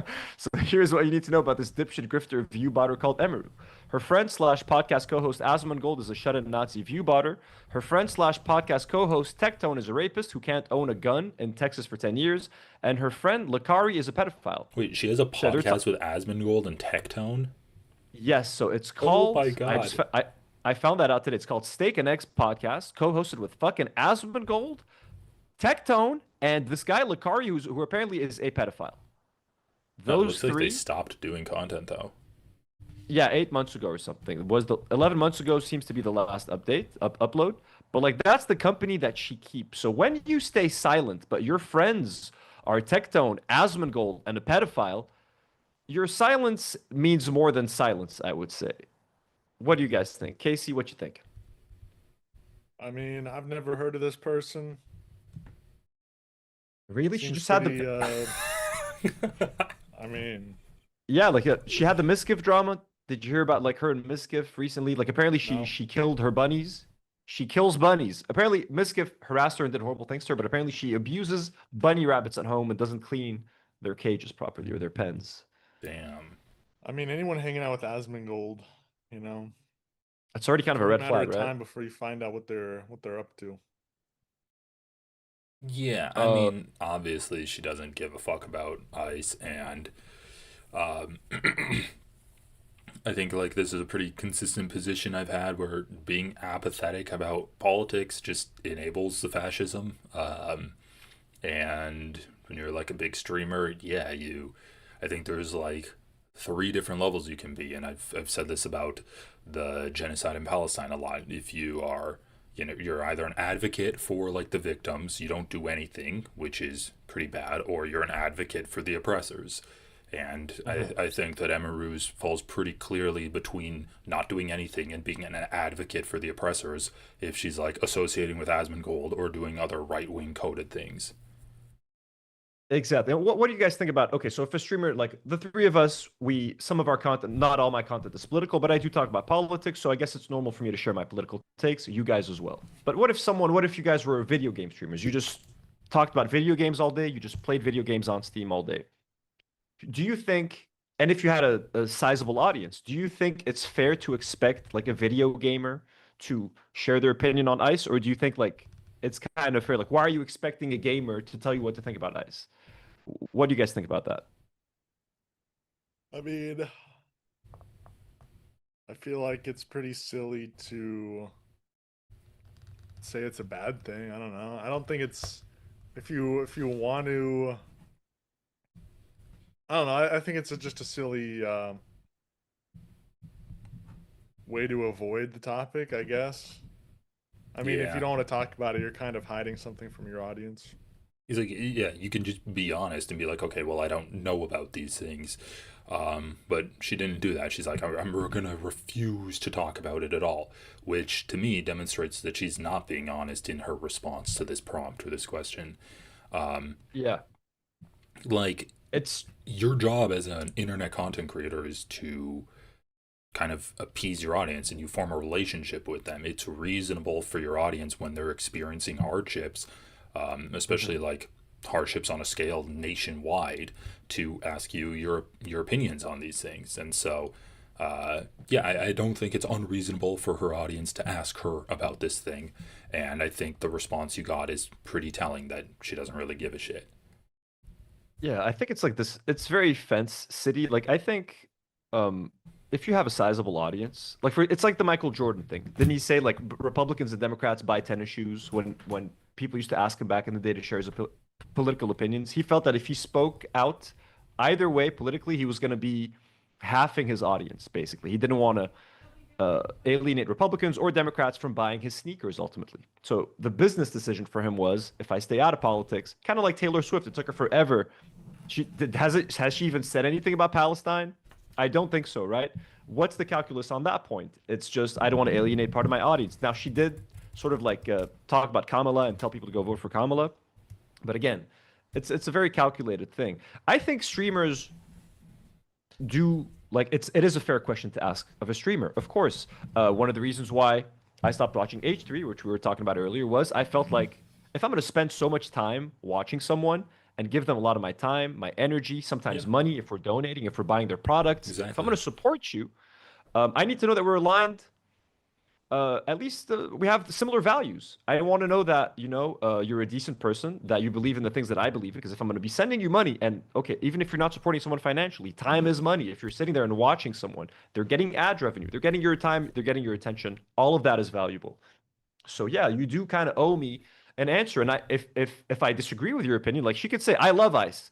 Okay, great, that's your opinion. I can stop watching you. But the fact, and look, and if someone wants to stay out of it, I get it. But her silence in this case, because of the people she associates with, because she's friends with Asmongold, because she's friends with Tectone, because she's friends with a pedophile, that speaks volume, and that answers what she refuses to answer. And I think that speaks for her. I think it's a very inhuman thing to be asked a question about people suffering and to have a response of like, I don't care about this. Like, why are you asking me about this? Like, are you a human? Do you have qualities other than just I don't know what people watch her for. But yeah, do you have empathy for people? Can you relate to other people's struggles? I think it's totally fair in your everyday life to see people that have this same type of attitude towards what's happening, and cut them out, to not want to interact with them. Why would I want to hang out with you if you're just gonna, not even disparage like the protesters or whatever, but just have the attitude of like, oh, this doesn't matter at all, when if it matters to you a lot, why would you want to interact with someone like that? And so if you can hold your family members to that type of standard, or you can hold your friends and you can have relationships change off of that, then you can 100% hold the streamers that you watch and fund to that standard. I think she just doesn't want to alienate the Asmongold audience. She knows a massive part of her audience watches Asmongold, they watch Tectone, they watch all of these fuckers who love Ice. So she's like, she might hate Ice, but she's like, if I say anything, they'll stop watching me. So, and I just remembered while you guys were talking, she actually commented on the Ethan Klein lawsuit thing, and her answer does not shock me. Like, this is the kind of person she is. Again, she knows her audience. She knows her audience loves the lawsuits because they're Asmongold fans. This is what she had to say about the Frogan, Denims, and Casey Tron lawsuits. Well, reacts are a little scary because I saw that some people are getting sued for reactions, but I mean it's like a different case than what I do, I guess. So surely it's different. So again with the music, fuck. Again, just listen to copyrighted music. It's strategic. I mean, look, if we get copyrighted, I'll be able to mute these easily with a like YouTube editor, but like still, it's annoying. Mr. Daly wouldn't sue me. We're homies. She's really okay. Where did she say? React, like they react to me. It's people that like maliciously for 33 months. It's people that like. It's impossible. She's basically saying that like if you're maliciously reacting to something, you deserve to be sued. Essentially, that's what she was saying. Maliciously react, like they react to people. Whatever happened to that lawsuit, by the way? Like, we know what happened with Casey Tron. What about Denims and Frogan?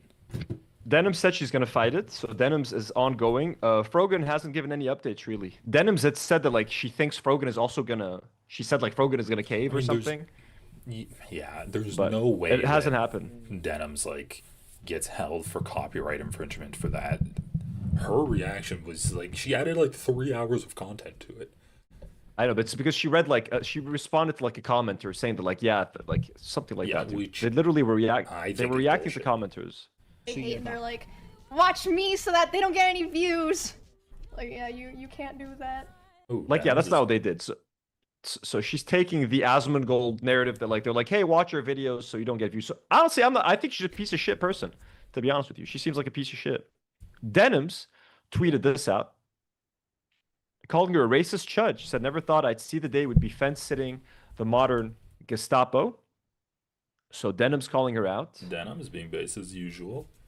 Denims being pretty based. And then here's some people. Wait, let me see what we got here. Dude, what is that picture too? Like the picture for that podcast is kind of cursed. Big Bang Theory Asmongold. I think I might have closed. I have some links that are criticizing. Let me open those up real quick. Separately. Let me stop sharing real quick. Oh no, was I sharing? Oh yeah, I was sharing still. Sorry, this is getting confusing. Let me quickly open. Let me see if I open these up. Make it make sense. Okay, why I left the left? Yeah, sorry, these disappeared on me. So these people are criticizing, and then we're gonna watch Dennis' video. So this person is saying, racist for not saying anything. Make it make sense. So they don't understand. But again, silence is complicity. If you're silent on something like ICE going door to door and they've murdered 2 Americans in cold blood, if you can't say simply like, yo, I disagree with this is bad, you're kind of a coward. And this person says, this is the exact fucking reason I skyrocketed out from being a lefty. You either speak how you're told, or you're a racist or a monster, etc. She said nothing wrong. Again, technically she didn't say anything wrong, but it's her refusing to talk about something that is so obviously wrong and evil just to maintain a fucking streaming audience. It just speaks to her lack of character, I think, and lack of moral values. That's it. And people can choose to react to her any way they want. Here's what Denims had to say, doubling down on that. So when did people on the right get so soy? You're smearing and defaming by calling someone a child. They always have been. No, it tells me everything I need to know about the character of someone who talks about things this way. Oh, there we go. I don't know why this. I mean, it's intentional ignorance, but that's okay. It tells me everything I need to know about this person. If you are fine with commenting on things you don't know about when it benefits you, when you know your audience will like you talking about it, that's one thing. But then for you to use an opportunity or ignore an opportunity where you could talk about something, maybe your audience doesn't like it, maybe you could educate them on it a little bit, but you choose not to, you're just siding with whatever your chud or chudette audience wants to hear. She's right when she says most streamers are not qualified to talk about politics. Okay, here's the thing, dude.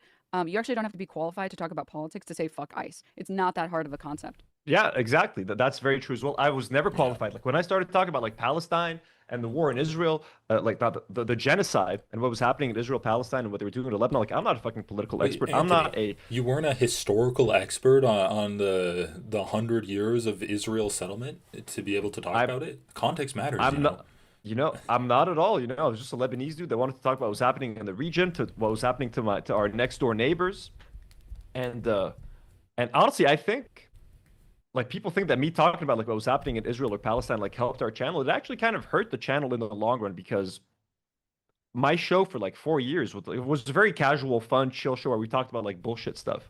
Once the genocide started, I like did a complete pivot and just kept talking about it and talking about it and talking about it. Like I got a new audience from abroad that was interested, but like I completely alienated a lot of my Lebanese audience that used to tune in to not listen about like war and fucking shit, that because we live in that shit all the time. Like my show was supposed to be escapism. So when my show became talking about the genocide over and over again and and what was happening in Lebanon and me defending the resistance, like sure, a lot of Americans and Europeans like that, but a lot of Lebanese people don't care what's happening in Palestine. A lot of Lebanese people, the extreme Christian right, they actually like dislike Palestinians in many ways, or like they dislike Hezbollah. They want Hezbollah to get eliminated.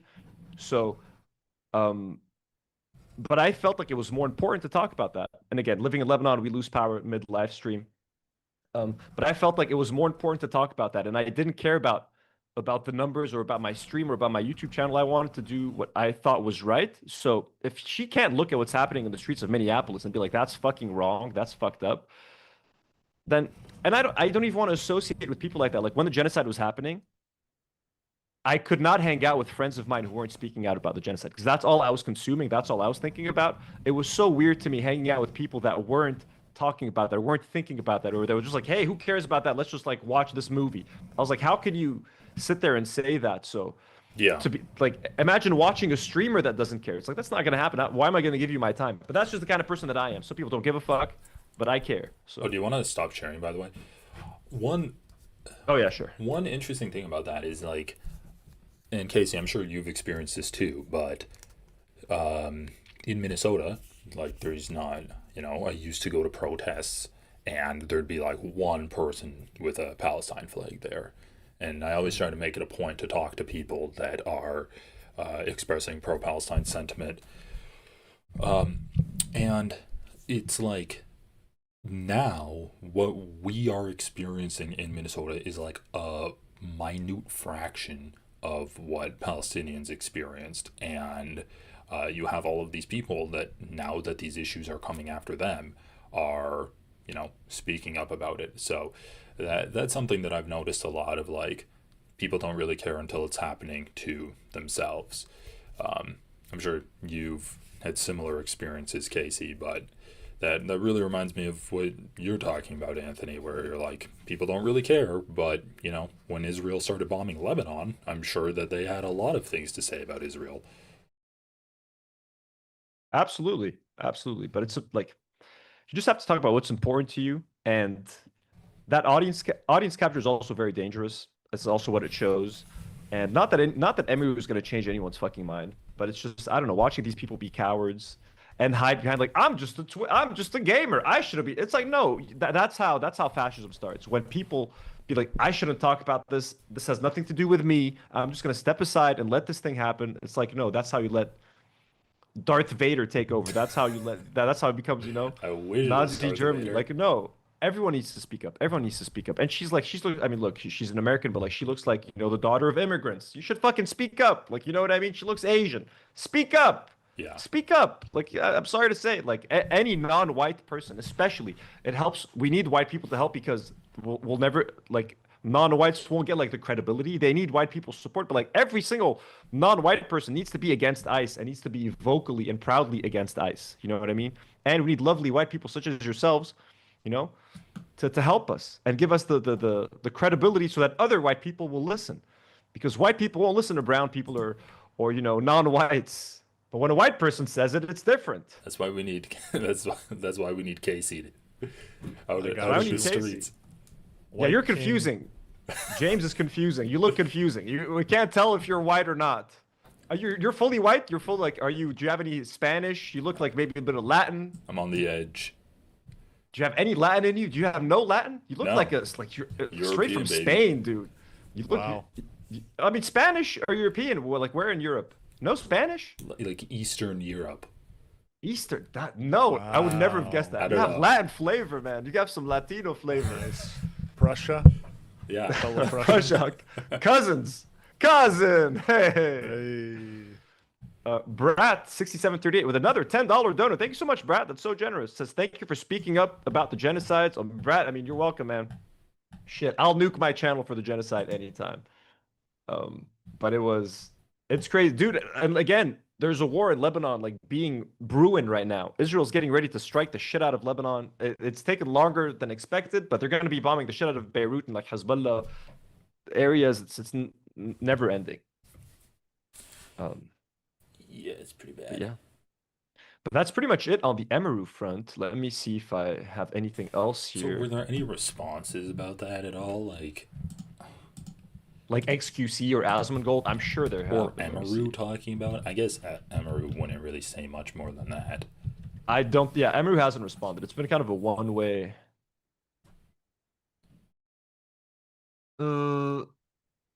No, can't see anything. Yeah. Like I agree with Denims. I think like if the question is should streamers be asked, like even non-political streamers, should they have like, yeah, if you think ICE is bad, when ICE is in the street killing people, you should say ICE is bad. And I will personally, I will judge you. Some people just want to watch streams to zone out and forget about the world. I get that. I'm not that kind of person. Whatever I watch, I don't mind knowing where the creators that I Well, that's the thing. Like, there's content, and then there's content that can have some politics in it, even though that might not be the main focus of it. And I don't know, like people that freak out when in their football game a guy takes the knee, like the jersey you're wearing.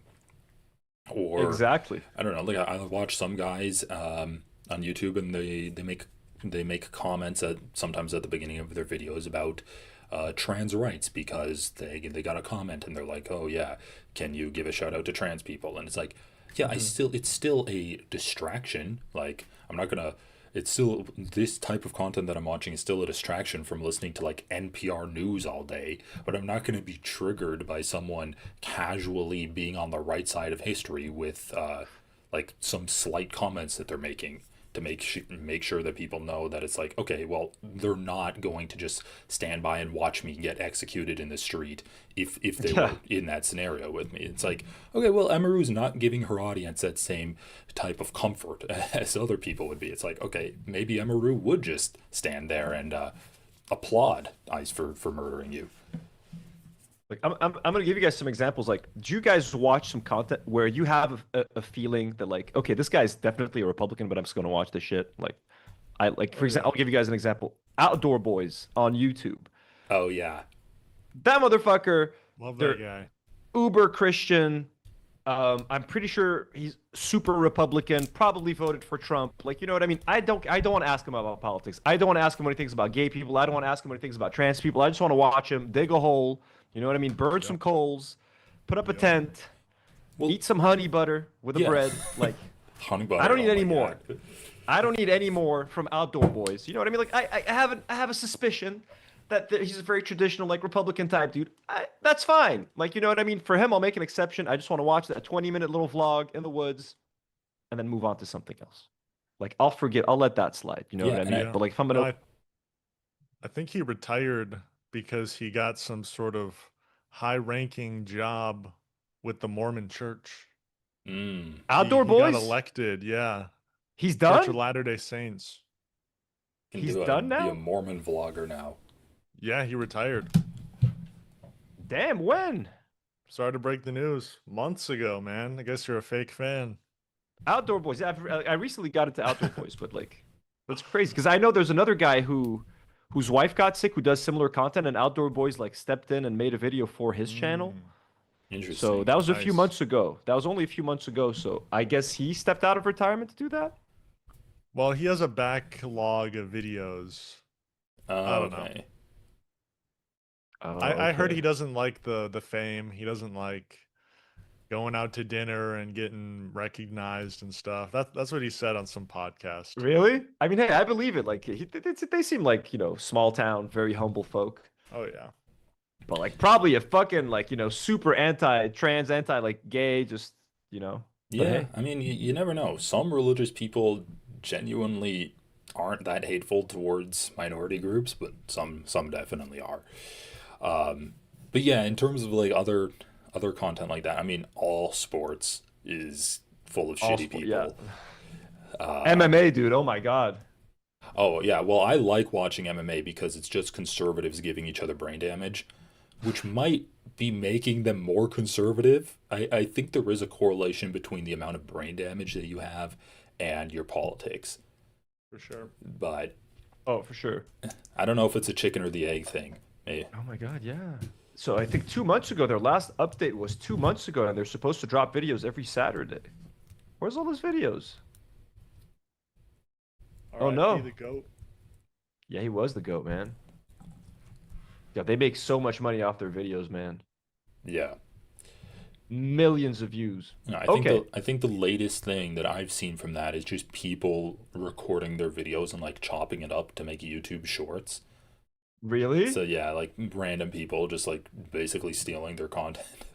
Oh my god, dude. Got him. Yeah, but that's how I got back into watching them for like, I don't know, like 4 months ago or whatever. But yeah, I mean, it's one thing when it's like an organization or one person and they're not like actively being political.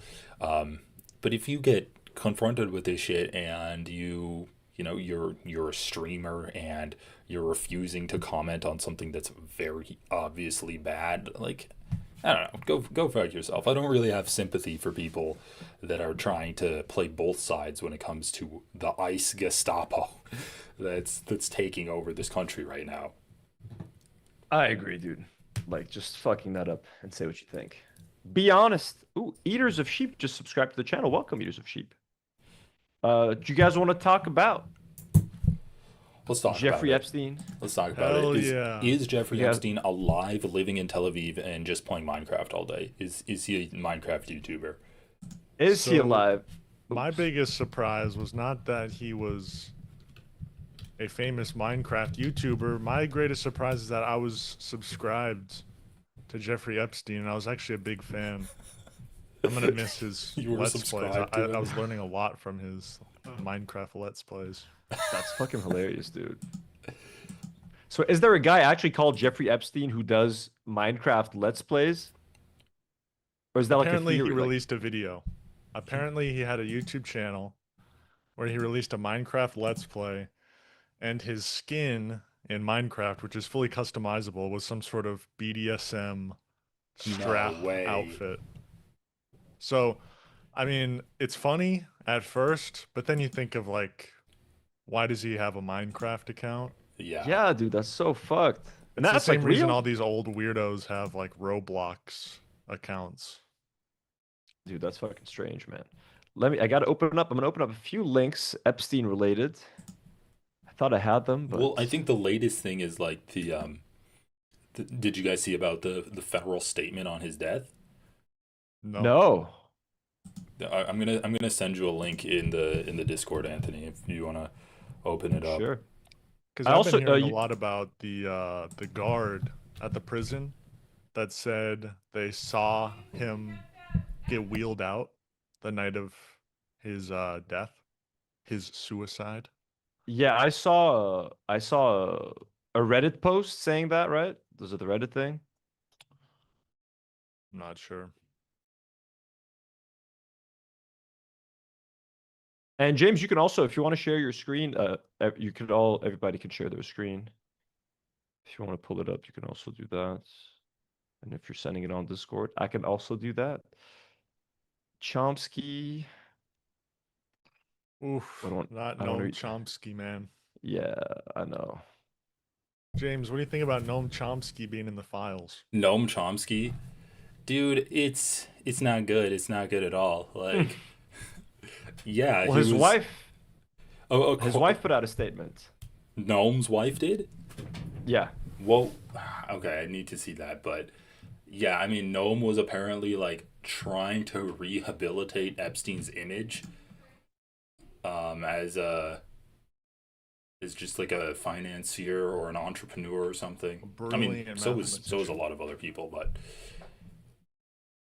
yeah, generally, it's not a good thing to be associated with Epstein, like Noam was. No, I wouldn't So say so.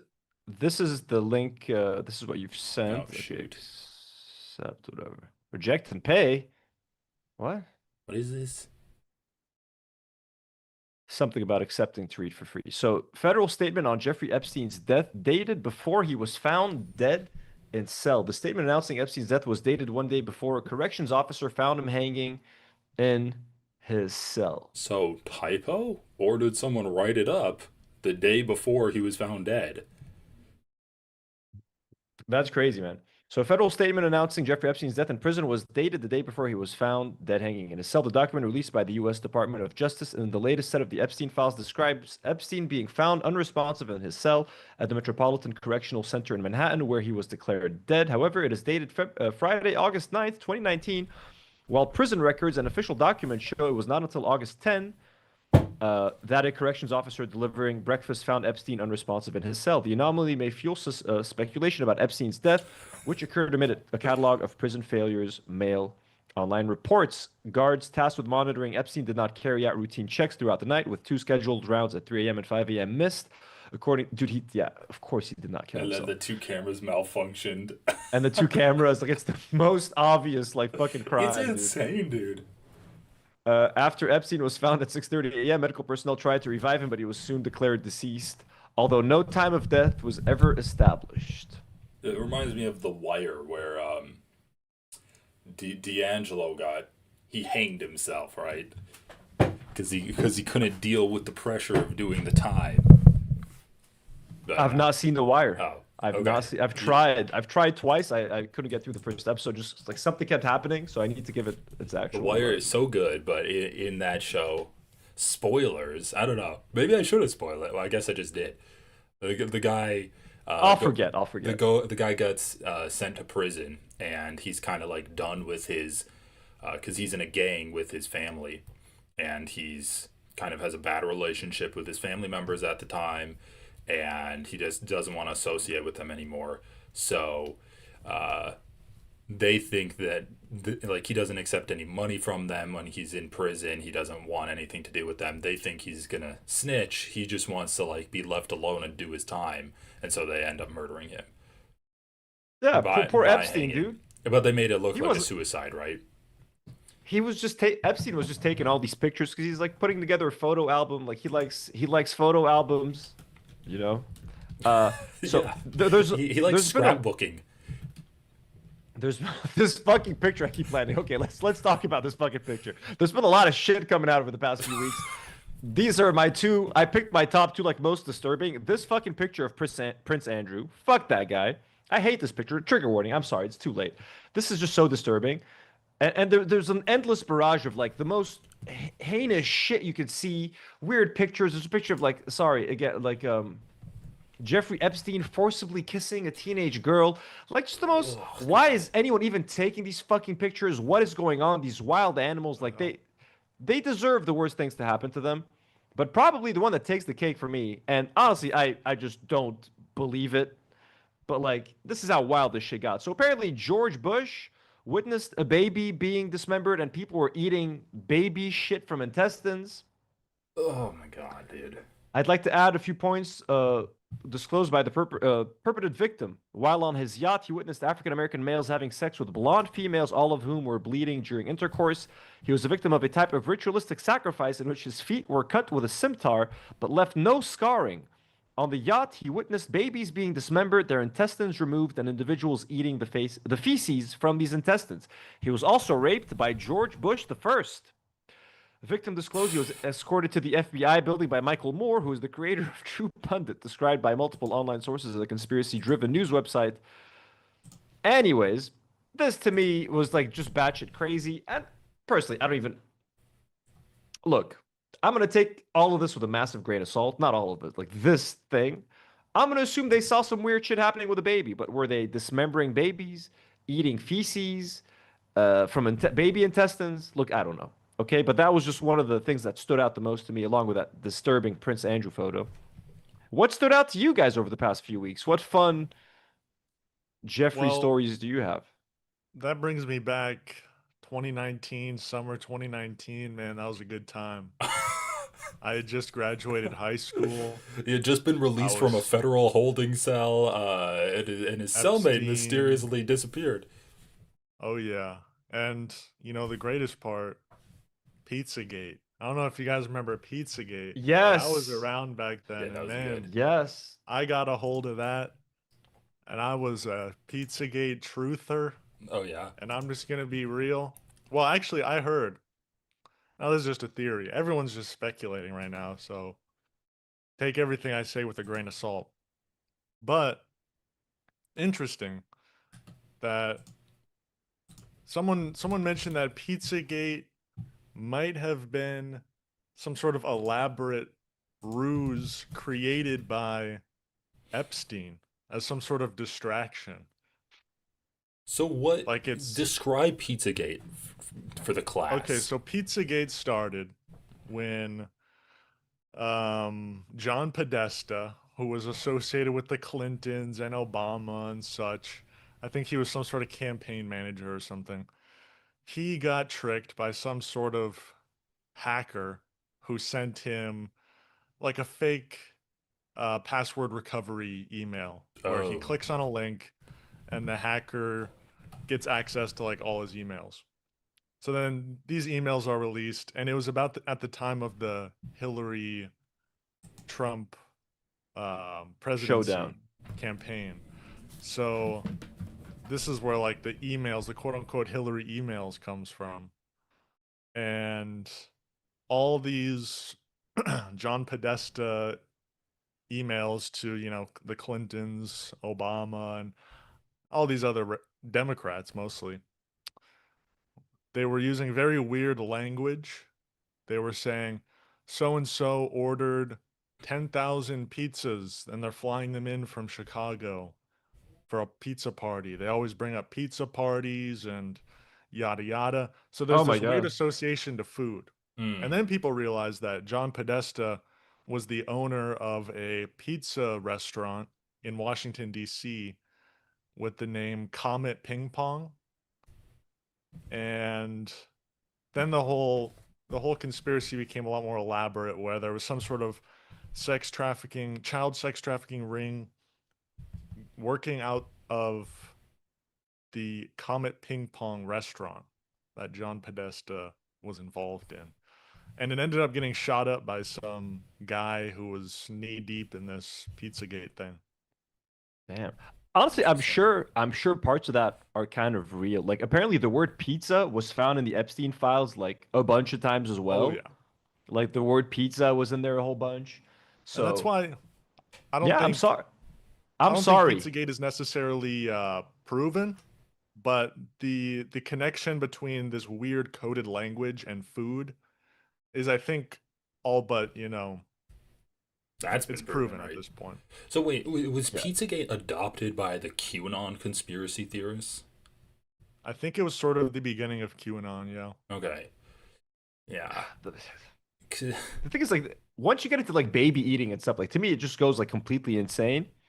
But like maybe they were drinking like baby urine or like Oh yeah. Adrenochrome. That was Right. the whole theory was that they were extracting adrenochrome from the blood of children and it my makes God, you dude. live forever or something.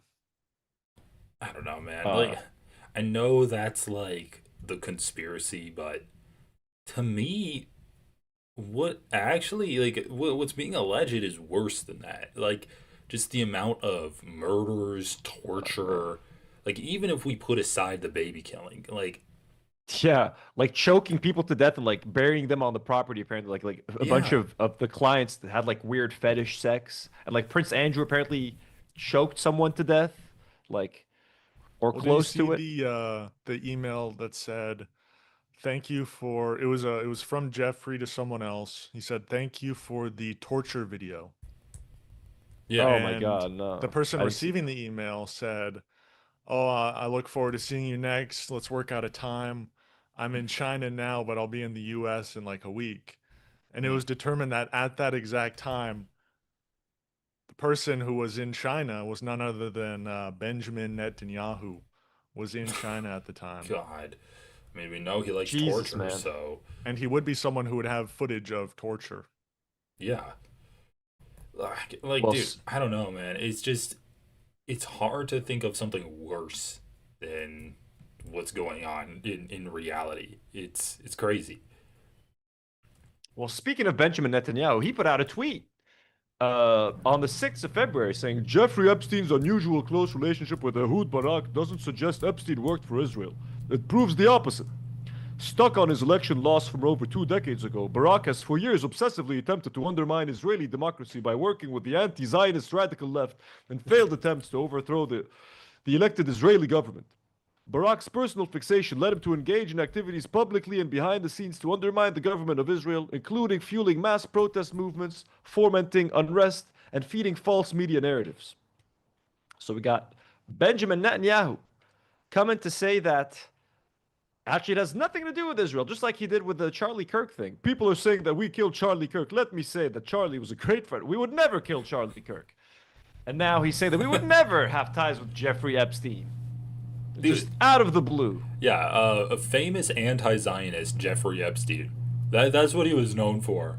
The being a radical leftist anti-Zionist. Oh my God.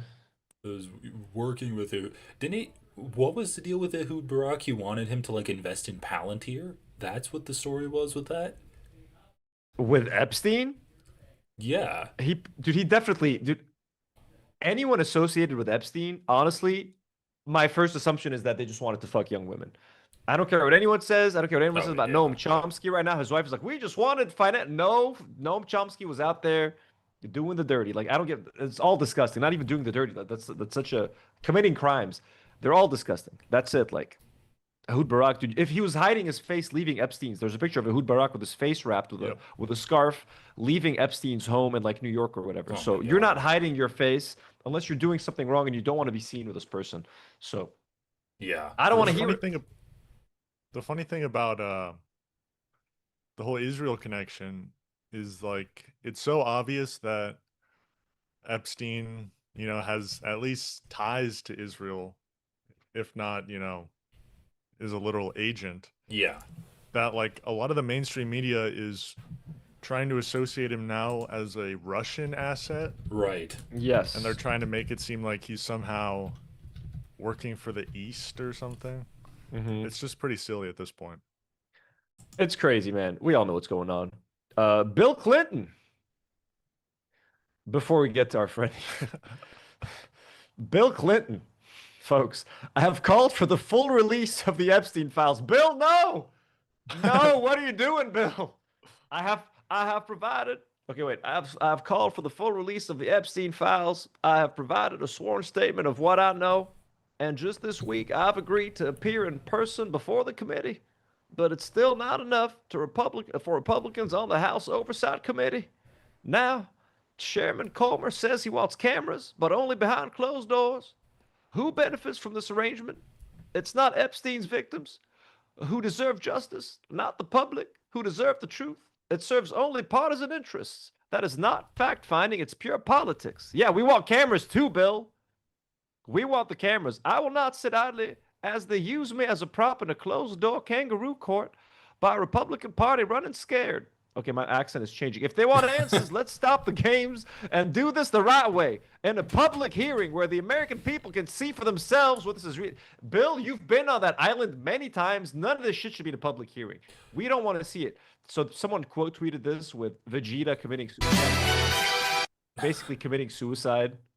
Oh, I mean, that's what this clip is? He's taken out Boo, but he's taken himself out with him. That's Bill Clinton right now, yo. Keep in mind. Sacrificing himself. Keep in mind that this is the guy that Kamala Harris sent to Michigan to talk with Muslim voters about Palestine. Yep. To chastise them for not wanting to support the genocidal candidate. That's when she wasn't sending Meghan McCain to get them all hyped up. You know what I mean? Bill Clinton or Meghan McCain, who we getting? But no, Hassan didn't tell people to vote for her, okay? Hassan didn't vote Kamala. That's why she lost. And that's why ICE is murdering people in Minnesota, because Hassan did not emphatically tell people to vote for her. So finally, I think Comrade Casey, this is what Comrade Casey has been waiting for and what he actually believes. So Let's go. Picture leaked of a man in Tel Aviv who looks suspiciously a lot like... Look at him go. Jeffrey also, Epstein. two nice buff guys wearing the same outfit beside him. Looks like maybe some security or handlers. Security, absolutely not AI generated. The fact that their faces are blurred, ignore that. You know what I mean? This is completely real. Look at that, man. I mean, it looks like Jeffrey Epstein. Okay, so that angle I got yesterday was really good, and it definitely looked like Jeffrey Epstein. Wait, this guy took the picture? What's up? This guy took the picture? He got the perfect angle. Yeah. No, he did. No, he just found it online. He did not take it. Put out today, no doubt in my mind, that is 1000% Jeffrey Epstein. Doesn't look like anybody else. But what I keep coming back to, you guys. That's such good evidence. It doesn't look like anyone else, so it has to be him. It's gotta be. I mean, we have a photo right here. This is pretty good AI though. Like this is a pretty good rendition of what he would look like, I guess, with long hair the and a beard. Epstein version of Bigfoot, like the blurry Bigfoot pictures. You get the blurry Epstein pictures. That's way too good, dude. And like his little shirt, he's got little gut. Epstein's been passed for like almost 7 years. So why now that they released all, quote unquote, of the Epstein files, does this homeless guy who looks just like Jeffrey Epstein make a public appearance? I know I'm not the only one that feels like that's just a pretty crazy coincidence. Oh yeah, they conveniently got like 4 or 5 different shots of him not trying to hide or do anything at all. Just walking around. And so yeah, there's more photos, guys. We've got this one. Wow. I can't tell if this guy's joking or not. He with more security. He doesn't seem like he's joking. Do anything at all. Just walking around in broad daylight. Nothing happens for a reason. It's probably all just a huge coincidence. Nothing happens for a reason. Nothing happens. This guy's all over the place, man. I mean, it looks just like him. Nothing happens for a reason. This to me is the most convincing picture. Like this to me, that's it. Like case closed. It's Jeffrey Epstein. He's in Tel Aviv. Look, it clearly says Tel Aviv right here behind him. Do you see it? It says Tel road for Aviv. Tel Aviv. It's a road. Okay. My chat is saying it's AI. Guys, come on. Just because there's a community note that says the video features AI generated images resembling Jeffrey Epstein, but they're fabricated. It doesn't mean look. That's what they want you to think. Yeah, of course. The original includes Google Gemini's AI logo and was shared on Reddit. Epstein died by suicide. Come on, guys. Okay, let me find Epstein in Tel Aviv a little bit here. Epstein, Tel Aviv. What do you guys think, Comrade Casey? Do you think Epstein is out chilling in Tel Aviv? Well, you know, not to go full schizo here, but if someone were to take a photo of Jeffrey Epstein chilling in Tel Aviv, you know, on his way to hang out with XYZ celebrity that has a house in Tel Aviv. Quentin Tarantino, who's to say that the perhaps? feds wouldn't hack into into this computer where this file is being held and manipulate it in such a way so it looks like AI. I mean, AI is such a craze these days. The feds know Right. people are going to be saying it's AI. So who's to say they didn't have some sort of effect on the file? We have to really play the full table here. I mean, look, this is supposedly a picture of dead Epstein. He does not look like the real Epstein. Look, this is Epstein when he was alive. Look at the nose he has. Bro, that is just This some is- random dude. No, this is Depstein. They're saying this is the dead Depstein. Jeffrey Epstein. Really? Look at the nose here. Look at the nose there. This is not the real Jeffrey. They Dead killed free Jeffrey. Epstein. He's in Tel Aviv. Yeah, look at that. It's not real. I'm just going through what other pictures we have. Yeah, look, Epstein spotted alive in Tel Aviv. This photo is not AI, according to Grok and ChatGPT, but a perfect match. Oh, it's not. Honestly, it looks more like Jim Carrey with a beard. A man resembling Epstein. Yeah, that is true. This one right here, he does. Yeah. A little bit of Bob Dylan as well. An older, bearded Bob Dylan. And A man full resembling hair. Epstein was captured on camera by a drone on Little St. James in September of 2019, 2 weeks after his death. Yep, that's Jeffrey Epstein right here, guys. And he went back to the island too. He is Hiding in definitely plain sight. that's him. Dude, I love the internet sometimes. Oh wait, oh shit. That's it, guys. We got him. We got him. Oh Dude, my this picture's God. really making the rounds, huh? It is. Yeah, I think that picture like got a lot of people. Yeah, look, the nose, man. The nose just doesn't match. It honestly dude. got me for like 5 seconds. I Well- will admit. Well, The beard, yeah. They say that your nose keeps growing after you die. It's like your hair, fingernails, and your nose. Yes, and your ears too. Yeah. Oh, after you die, even when you're dead? When Or up until you die. after was a- after you die, because like your skin starts shrinking, and so the nose gets bigger as a result. There was one more story I wanted to talk about. I talked about this a couple days ago. In February of 20, because we got an update yesterday from this guy. In 2011, Epstein was in need of an assistant, so he asked his friend Barry Josephson, a producer on the Fox show Bones. I hope none of you guys like the show Bones, if he knew of any amazing women in their early 20s who would be available in New York. I have the girl, Josephson wrote back. Young, attractive, insane rack. He added the woman was smart, although not a genius, but very efficient and will do anything. And tight-lipped, period, end of story. Epstein had by that point... Insane shit. Epstein had by that point already pleaded guilty and served time for child prostitution, but he maintained a wide circle of powerful friends. Well, the Bones producer, Barry Josephson, has released a statement.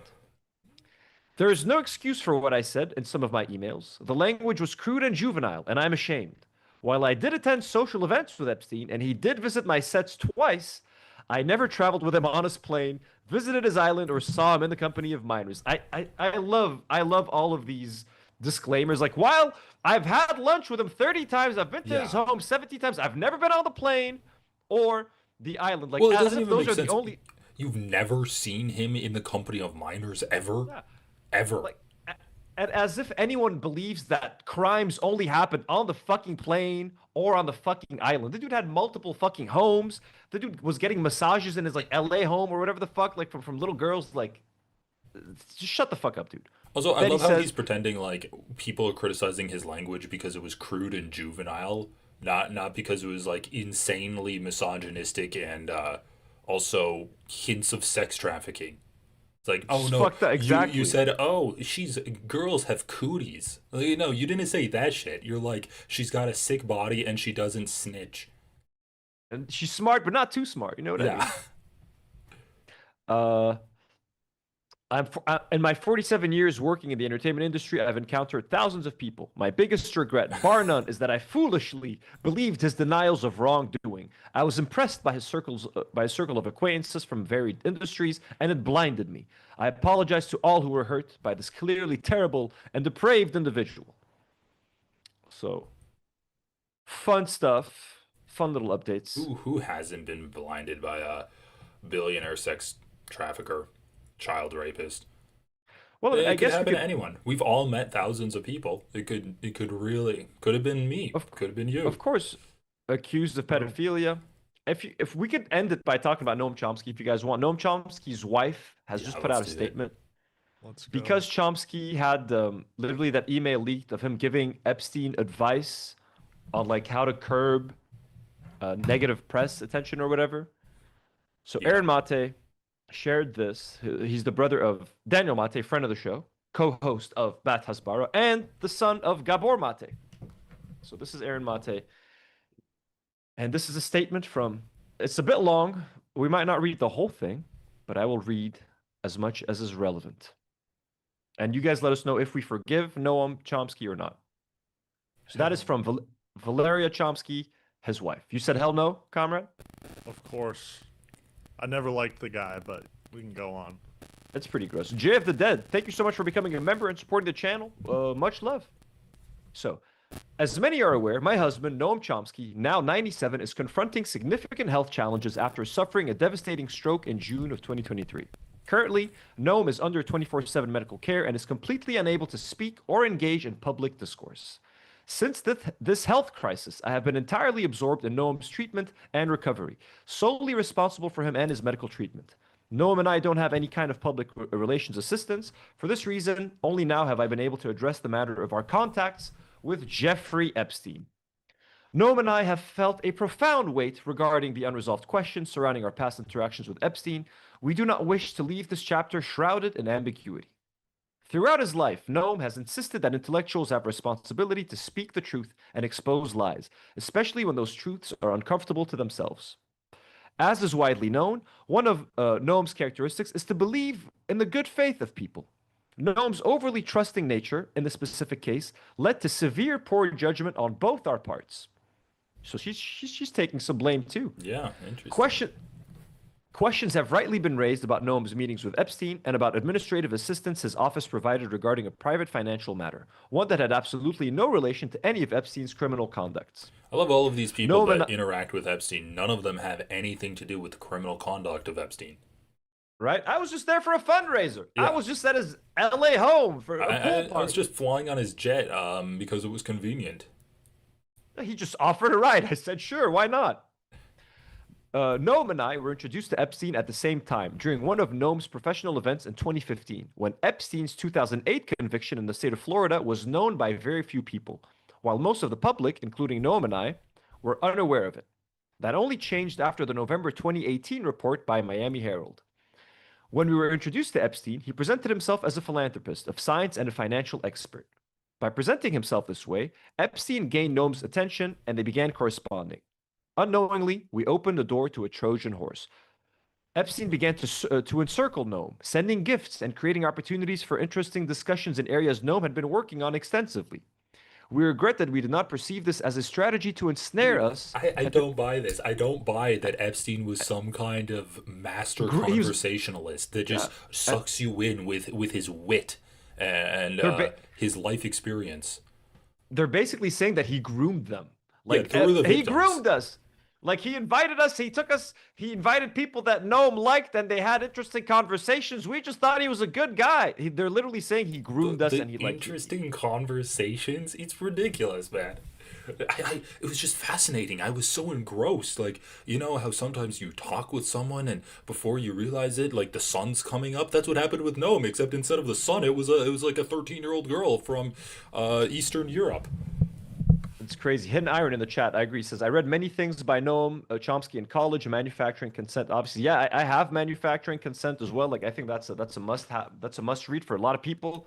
Look, a lot of the things that Noam believed in and stands for and wrote about shouldn't be thrown in the garbage just because I don't know if he's a piece of shit what he did, but like, it doesn't look good. You know, like they're trying to be like, we didn't know. Like, you guys were smarter than that.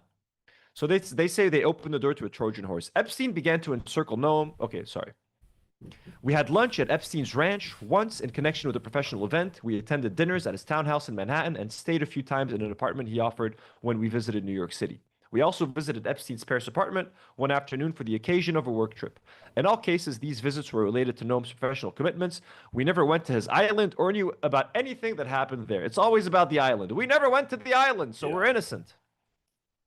We attended social meetings, lunches, and dinners where Epstein was present and academic matters were discussed. We never witnessed any inappropriate criminal or reproachable behavior from Epstein or others, and at no time did we see children or underage individuals present. Epstein proposed meetings between Noam and figures that Noam had interest in, due to their different perspectives on themes related to Noam's work and thought. It was in this academic context that Noam wrote a letter of recommendation. Noam's email to Epstein, in which Epstein sought advice about the press, should be read in context. Epstein had claimed to Noam that he was being unfairly persecuted, and Noam spoke from his own experience in political controversies with the media. Epstein created a manipulative narrative about his case, which Noam, in good faith, believed in.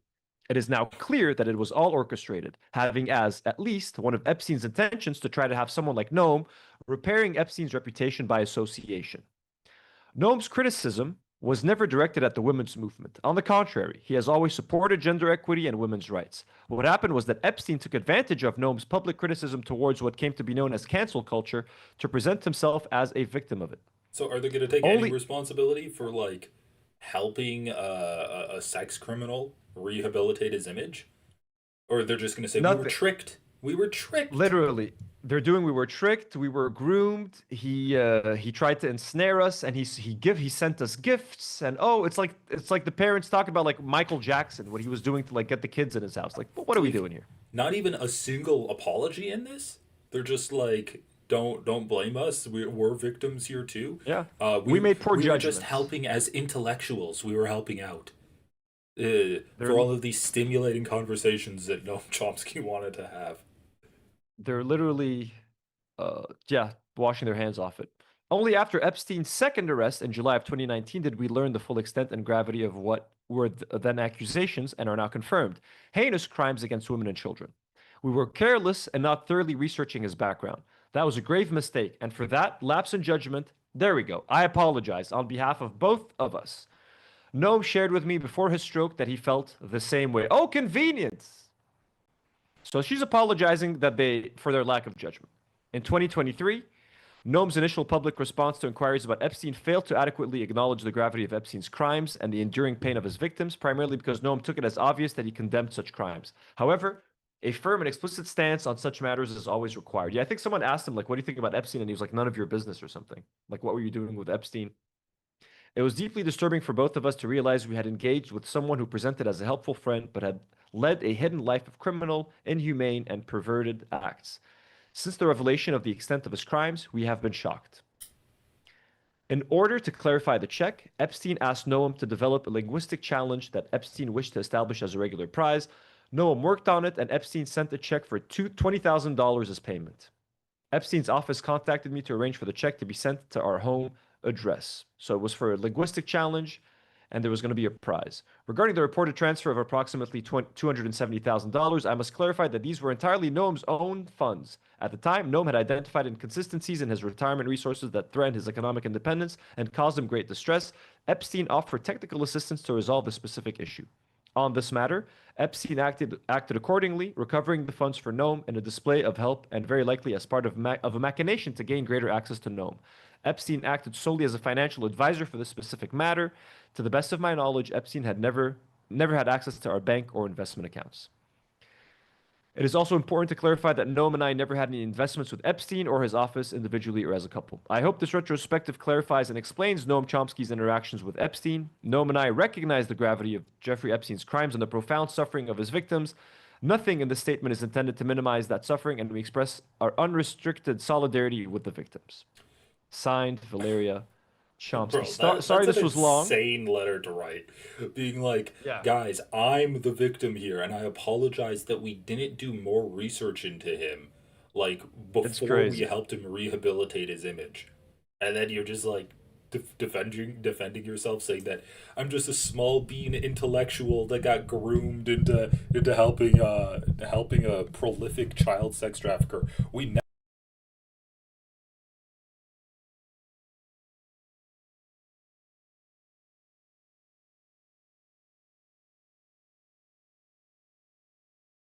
kicks off or something. Okay. There we go. There. Okay.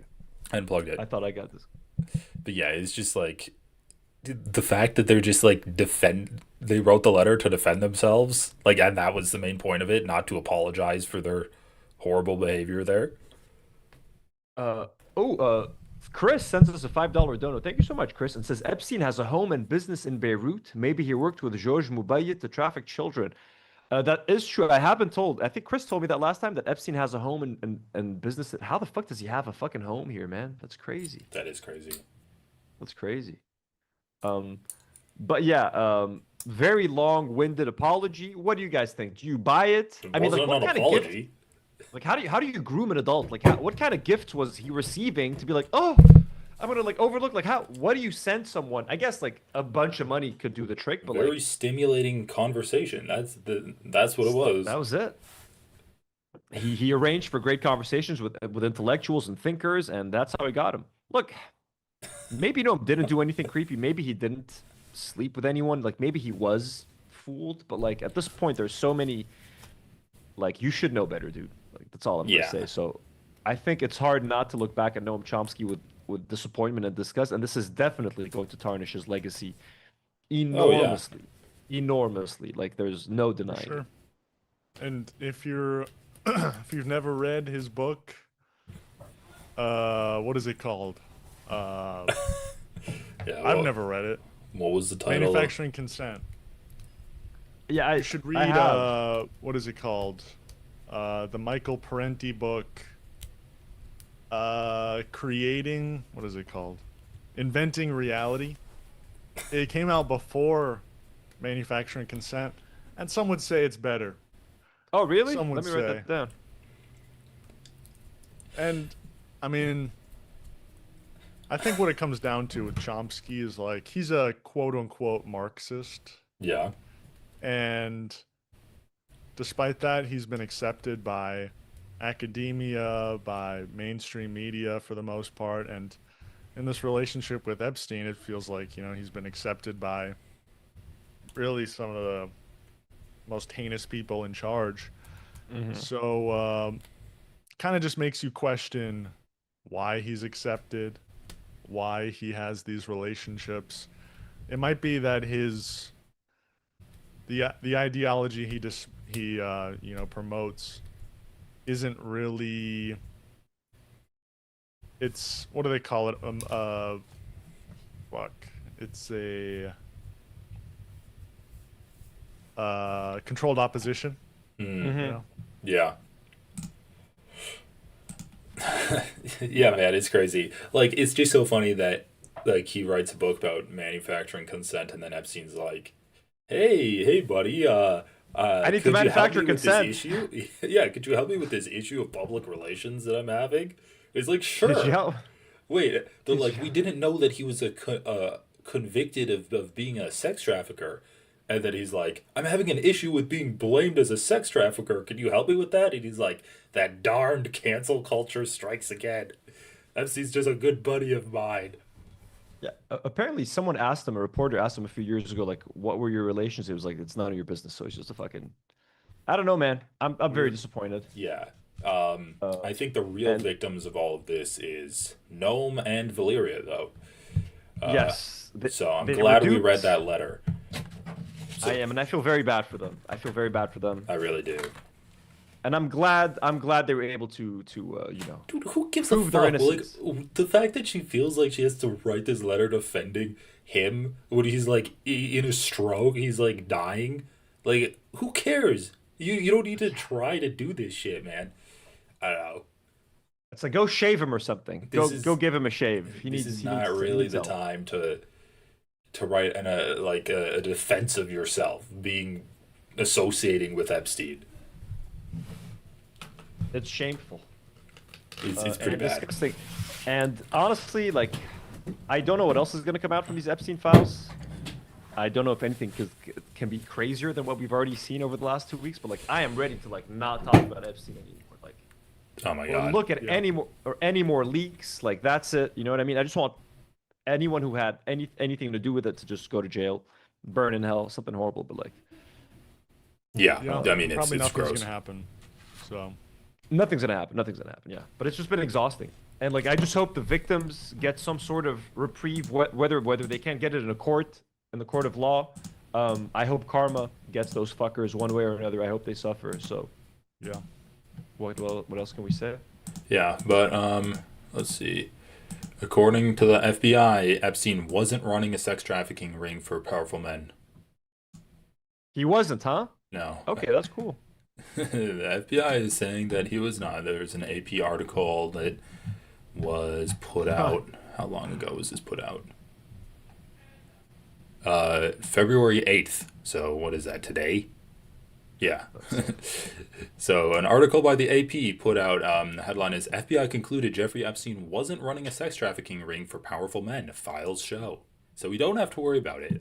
Epstein just kept his pedophilia internally. He did not let anyone else engage in it.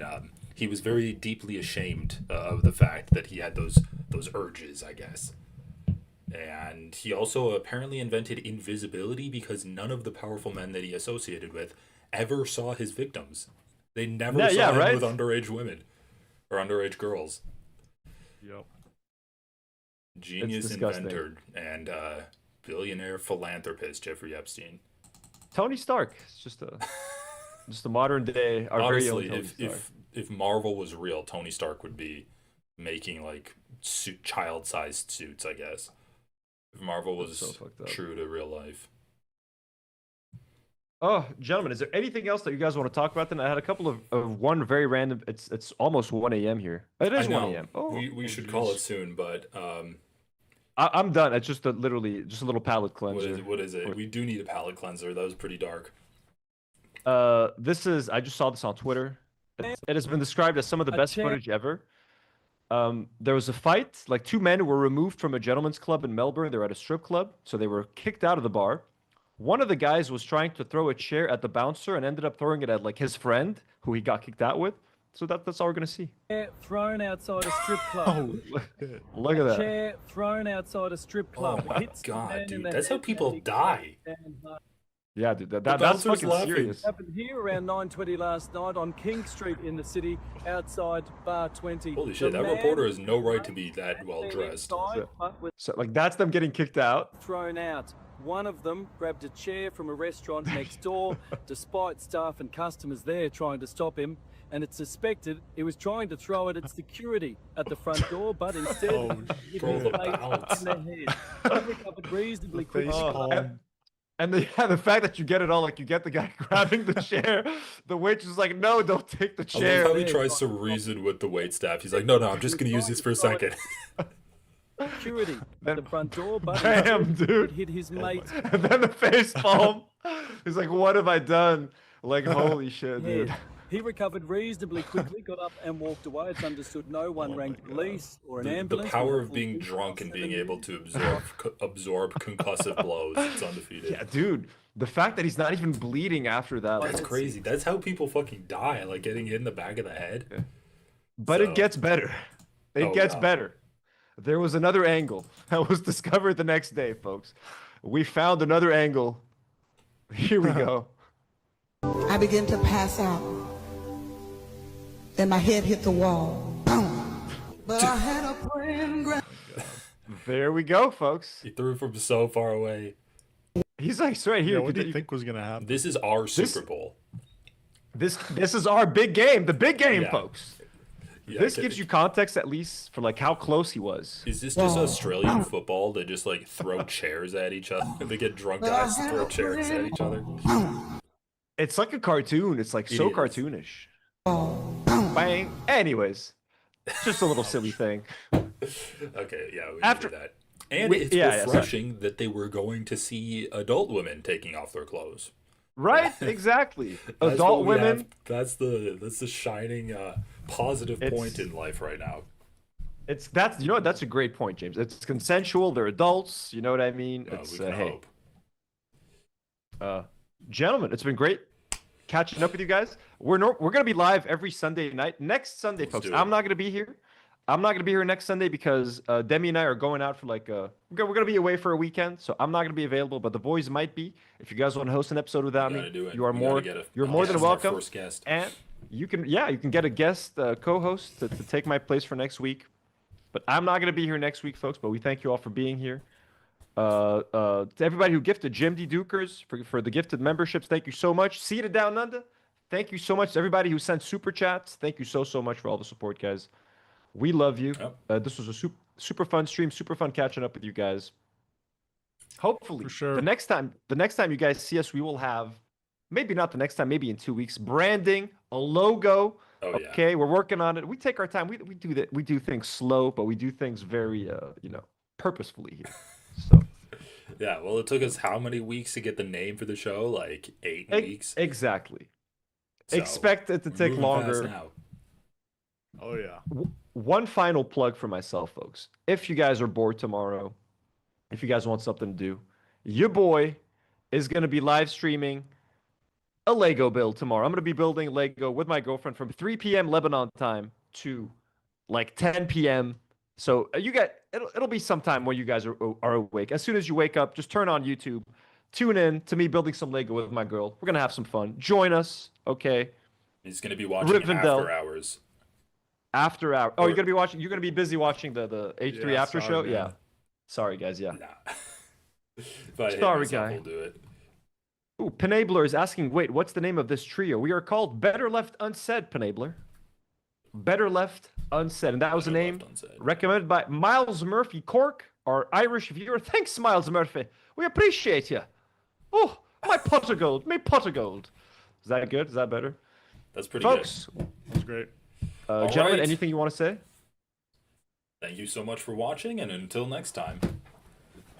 We love you all, and have a good night. Peace. Later. Boom. Doo-doo. Live on the Uninformed Leftist broadcast, coming to you after the Better Left Unsaid podcast, and we're back. We gotta. I'm not gonna be able to stick around too long, but I just wanted to thank everyone for watching. That was a fun podcast. This is a fun show. I've been busy, but I want to stream more often.